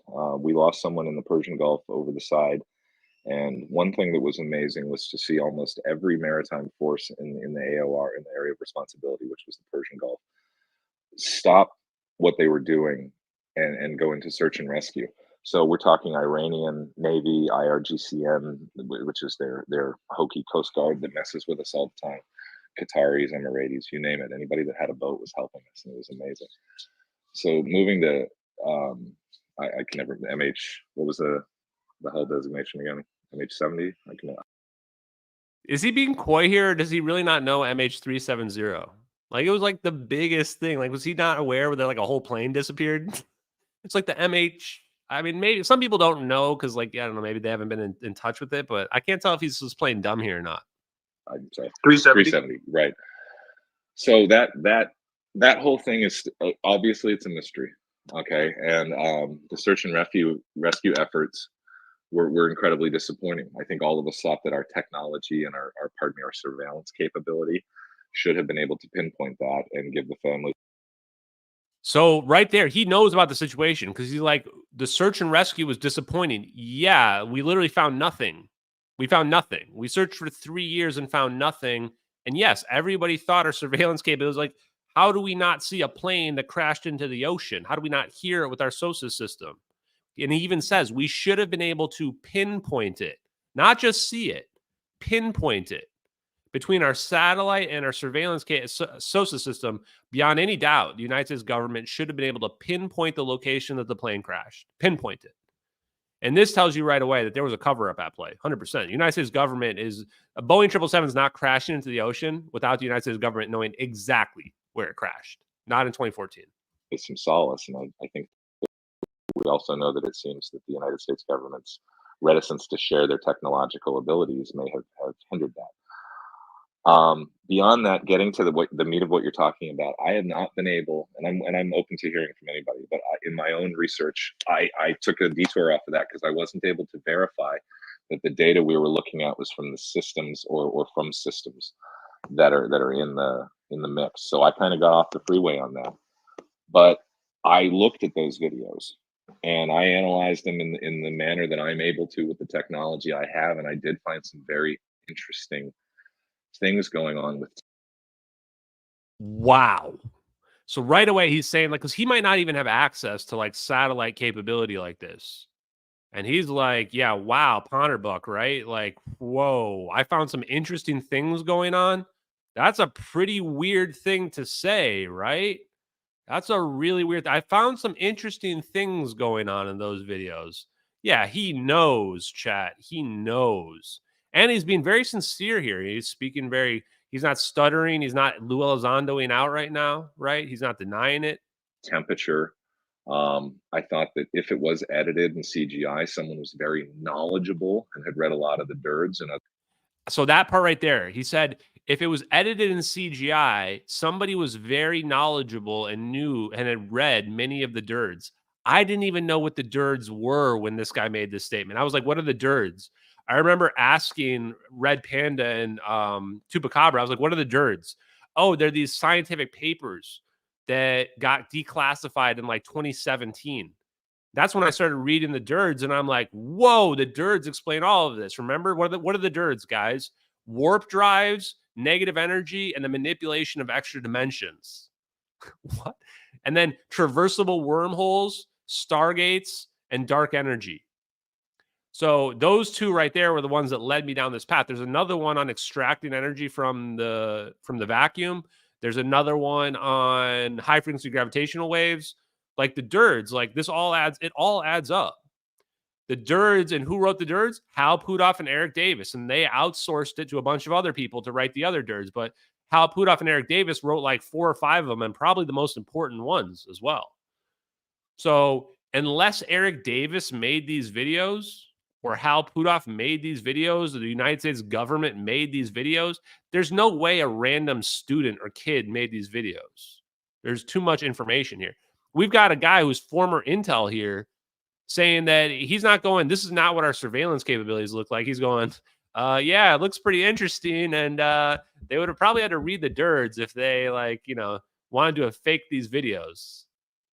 Let's see it again. Let's watch that last part again. Manner that I'm able to with the technology I have, and I did find some very interesting things going on with temperature. I thought that if it was edited in CGI, someone was very knowledgeable and had read a lot of the DIRDs and other reports or data from Bigelow or other people. So I find it very confusing, and I've kind of stayed out of the mix, to be honest with you. Great. Thank you so much. You're welcome. I found it very confusing and tried to stay out of the mix. Like, that's wild to me. Like, because he can't rationalize it, because he's like, holy shit, did we steal an airplane? He's like, shit, did we steal an airplane? Or did aliens steal the airplane?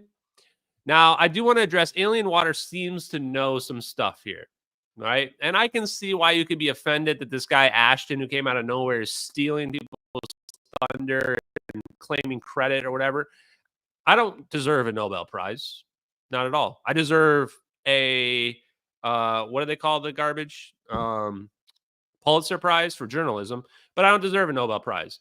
All I've done is help push this thing forward. This is why I'm not joking when I'm saying we're the tip of the spear, and people out there know that we are at this point. And these other guys are trying to catch up, to be perfectly honest with you, and that's clear from what we just saw with Lue Elizondo that's out there. But what I thought was interesting is that you claimed that we don't know how big this is. No, we know how big this is. I think we know how big this is. They're about to offer me some money. Shit. Hopefully they got a ScarJo clone. Hopefully they got a ScarJo clone, chat. I've been honest. I would be quiet if they gave me the money that I want, for sure. Just because, like, yeah, I do understand how big it is. Like, that's the thing that I want to address. I understand how big this is, guys. So let's talk about how big this is. Okay, let's spend the last 5 or 10 minutes about this. And let's see. I'm not offended that you're the man. I just understand why you're mad, but I want this focused on. Yeah, absolutely, right? So let's just take these comments as if they're serious. But we're gonna pretend like, you know, we're for the record and for the law, this is all a big LARP. We're just LARPing right now. We're doing fan fiction right now. But let's assume that it's true. What are we dealing with here? We are not just dealing with a conspiracy where we stole an airliner because we wanted to prevent China from getting it, or maybe there's a 1% chance that we're working with aliens and aliens zap the plane to the Xenu dimension. That's not, and because they were trying to get the technology, because we're in some kind of cyber war with China over this, or whatever, Cold War with China over this technology. It's bigger than that. It's much bigger than that. In fact, it's much bigger than warp drives and wormholes too. Free energy, free energy, free energy, unlimited energy means that we would have the capability to make a super weapon that we could literally produce a real black hole. We could produce a real black hole. I mean, you just have to use your imagination. We could do practically anything. We could create invisibility. We could create a fusion reactor. We can create a super weapon that can destroy the entire solar system. We can create a force field. We can actually possibly reverse aging. You heard me correctly. We can reverse the aging process. We can live forever. Because we're not talking about warping gravity. We're talking about warping time itself. We're talking about reverting your cells back to when you were like 20 years old. We can time reverse and time reverse any process that exists out there. We are also talking about being able to conjure elements directly from the 0 point energy. Everything that we see around us is holographic. It's hologram. We're essentially in a video game, which means that anything you can do in a video game, like open up the cheat codes in the command console and just give yourself an item, teleport yourself from one location to the other, we can do all of it. We can probably clone people as well. There's basically nothing that we can't do. We can conjure elements directly out of the ether, out of the 0 point energy field, and we can have hydrogen. And we can actually transmute elements as well. So if you think gold has value, wait until we can transmute elements into gold. And then elements don't have any value anymore as well. So if you think about the implications of all of those things that I just said, it would completely collapse the economy and our way of life as we know it. 100%. And I understand that. Absolutely. And then you realize this is why Lue Elizondo and these guys have been lying about the videos. Not really lying, but you get my point. And pretending like they don't know who I am and all this crap. Because somebody decided a while ago that the only way we can reveal this technology is through a slow acclimation process. We get slowly everybody up to speed. We leak the technology out piece by piece so that it's not too disruptive to the economy. No, I see it all. I totally get that. I do. I frankly just don't care. I just don't care because my view is just rip the Band-Aid off, man. I understand economics. I went to school for economics. I aced economics. I literally aced it. Highest possible score in economics. I went to business school after that. And you know what I realized about economics? Is that no matter how much you try to damage the economy, it will always equilibrium. It will always neutralize itself, right? You get rid of oil, and then you're going to have a process where free energy takes over. And it's not going to happen instantaneously. It's going to be a process, just like how not all cars are electric right now. Even though you could say, well, electricity is much cheaper. Why is everybody not driving an electric car? Because humans have choices and they make choices. So even if we reveal all this technology, it's not going to happen exactly the way that the doomsayers have. The people that are standing to lose are the people that are not in the know. The people that don't realize this technology is real, because they're heavily invested in the companies that they will lose all their value basically overnight. Because what will really happen is everybody's going to start to short sell all the stuff that's obsolete. The rockets that are obsolete, the oil that's obsolete, all the value of those companies will collapse. It's not going to go to zero, but it's going to collapse. And a lot of people are going to lose billions and billions and billions of dollars. And the people that are invested in cold fusion and all the stuff, the science that I've been talking about here, they're going to overnight become billionaires. And if you look, you're going to find out that many celebrities and many connected people that know about this technology, they've been investing in those companies. They've been investing in them because there's a chance that at any moment this science comes out and then that shift happens and they're going to make tons of money. Simple as that.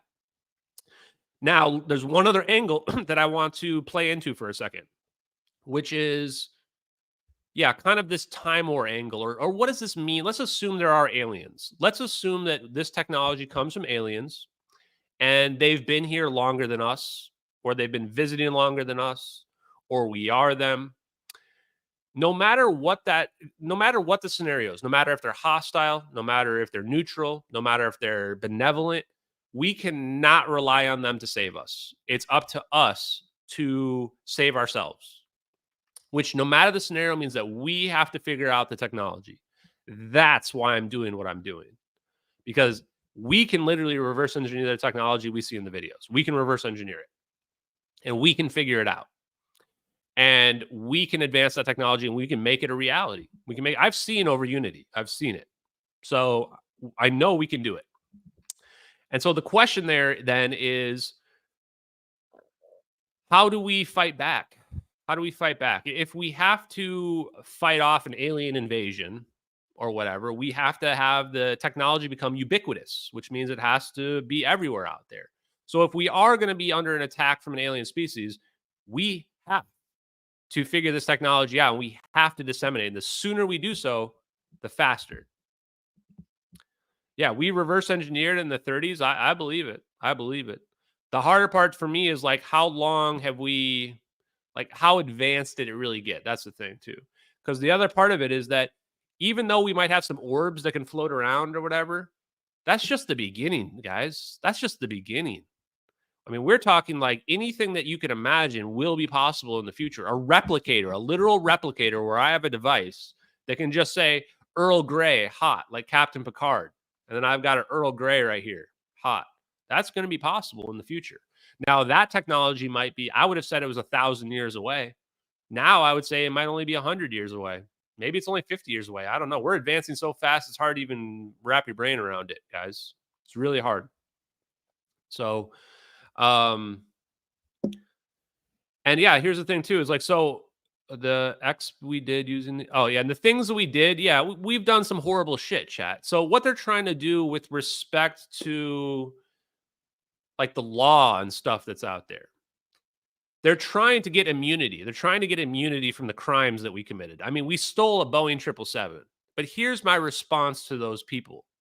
And yes, gold from thin air. We can literally just produce gold from thin air. It's not quite like that, but we can produce hydrogen and then we can make gold out of it. Yeah, we can go up the atomic scale. Like, yeah, we can conjure any element you want. Nobody's going to face any punishment for this.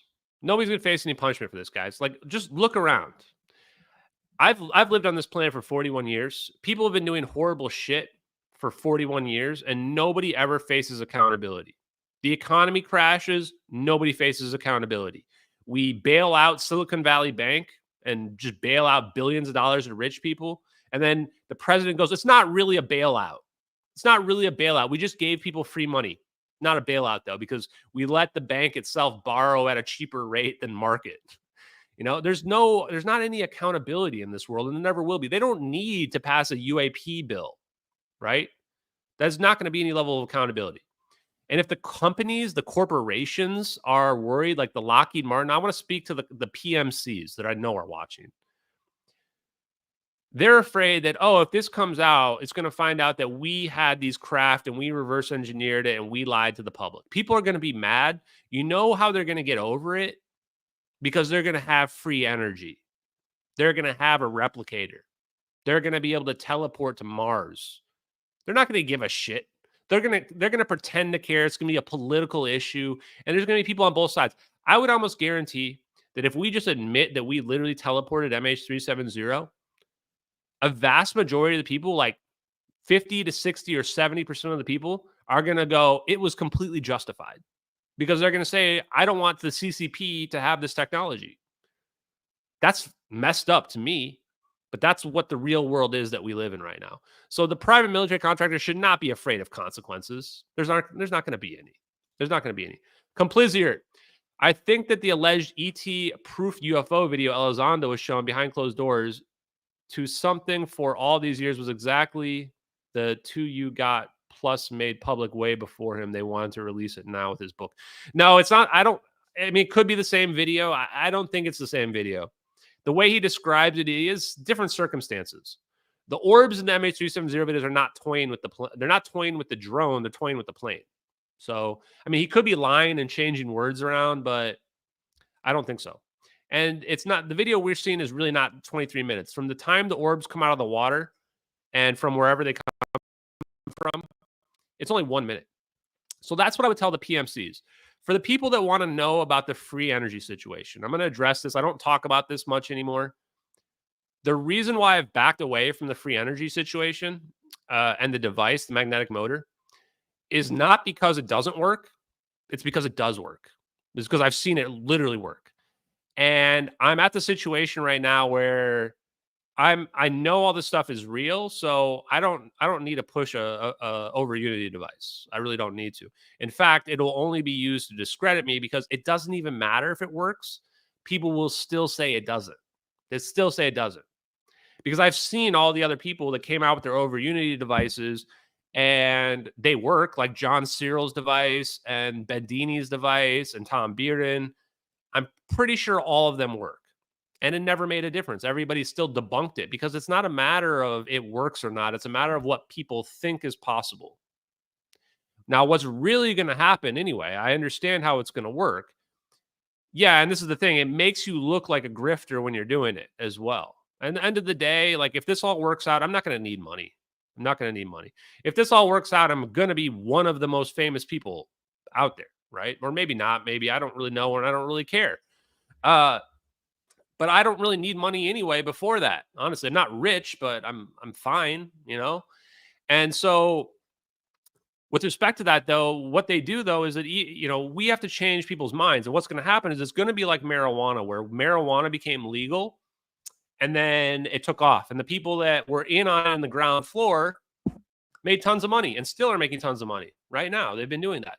The same thing is going to happen with over Unity.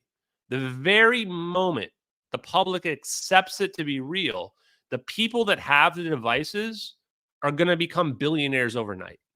The people that have a patented device or a device that they can literally just pull out of here and go, here's my device, everybody. And you know what? I'm one of those people.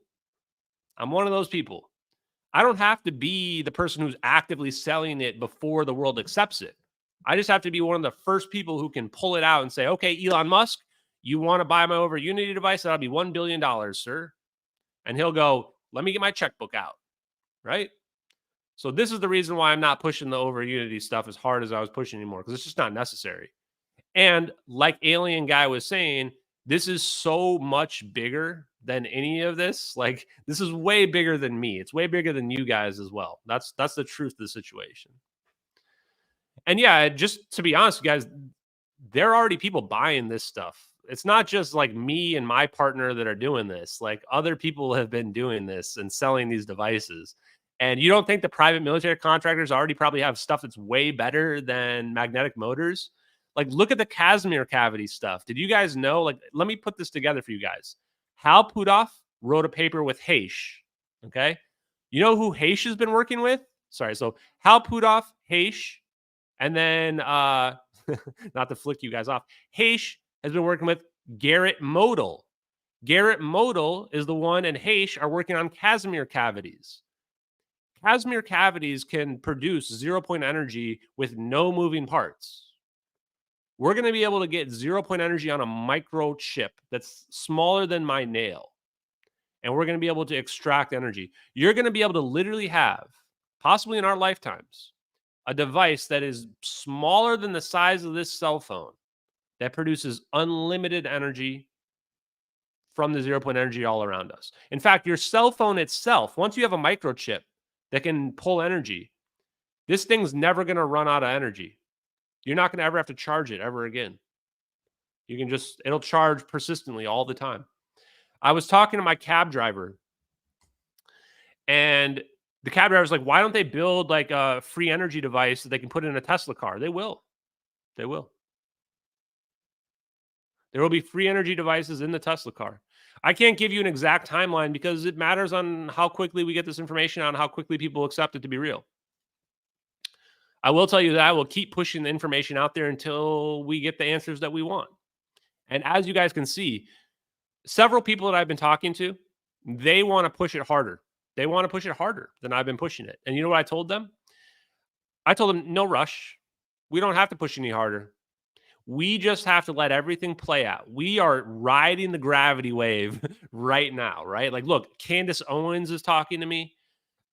You see how many people watched the redacted interview? Perceptions are changing rapidly. And we're going to hit an inflection point, and it's going to be unstoppable. Unstoppable. No way to stop it. And this is why these UFO disclosure people are basically saying it's going to come out. And so when you talk about like 2027, it's not necessarily that's a hard timeline. What this is all about is they're saying, like, we can't keep this under wraps anymore. Like, normal people like Ashton Forbes are figuring it out, and they're going on major podcasts, and they're just spilling the beans. And even if only half the people believe it, right? So eventually this is going to just get crazy. And then as smarter and smarter people, engineers especially, figure this out, like what I just told you guys with the microchip, the smartest ones are going to go, oh shit, I need to go start building Casimir cavity microchips because that's free energy. Why wait, right? I say good luck. Don't get suicided. Don't get suicided, guys. And heck, you know, just like Stanley Meyer, I think Stanley Meyer was legit too. They just discredit all these people. Stanley Meyer with his hydrogen-powered car. Yeah, you just take water and you blast it with a little bit of negative energy. The bonds break apart. Now you've got hydrogen and oxygen, and maybe it releases energy as well. So absolutely. All this stuff is great. Okay, guys, I think that's where we're going to call it for tonight. That was a fun stream, though. So once again, Candace Owens' interview is probably a couple weeks away. I will let you guys know when it drops. Watch the redacted interview if you haven't. Watch some of my other podcasts and stuff if you haven't watched those as well. Join the Discord if you're not in the Discord. We've had really good conversations in the Discord, really good information in the Discord as well. I also share a little bit of information. Thank you, Alien Water. Appreciate you, brother. I share a little bit of information in the Discord that I don't share publicly as well. Not too much, but a little bit. You know, just give you guys a little bit of extra boost. So there you go. And then Wednesday, I've got a bunch of cool videos for us to watch around 0 point energy on Wednesday as well, and Electric Universe as well.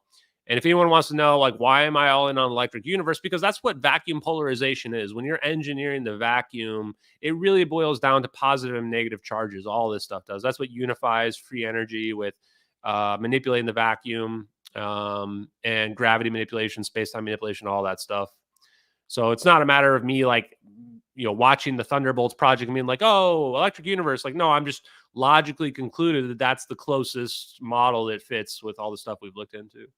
So, okay, guys, you have a good one. I'm going to play us out with our favorite song by Huda Crunk that talks about the science, since that was what we chatted around today, guys. So, thank you guys, everybody, and have a great night. Let's talk again on Wednesday. Peace, everybody. Where is it? That is not the right one, chat.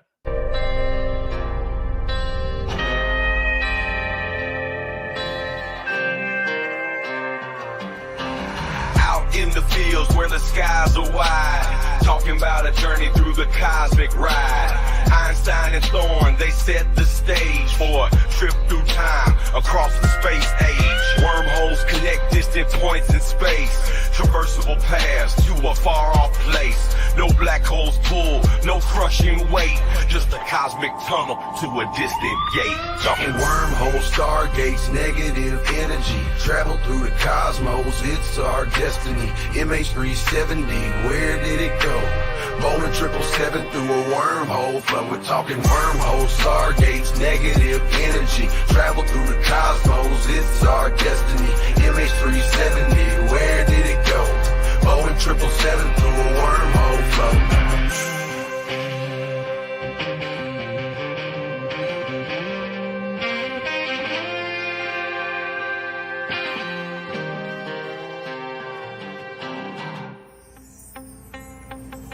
Exotic matter, negative energy's the key to stabilize the wormhole for you and me. Quantum vacuum squeezed so tight, creating conditions for this wondrous flight. Static fields and lasers in the lab they play, generating forces in a new kind of way.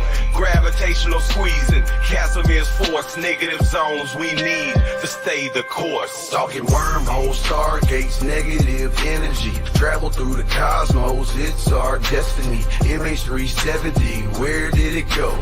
Bowling 777 through a wormhole flow.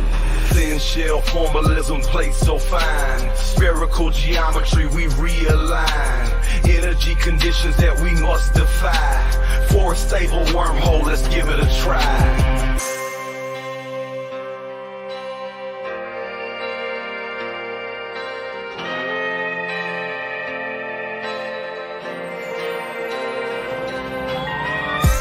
Forces balancing the plates, creating the throat, open the gates, from Earth to the stars in a single bound. A shortcut through space profound. Engineers and dreamers hold the key to future worlds and what we could be. With science in hand, we forge ahead through the cosmic paths that we now tread.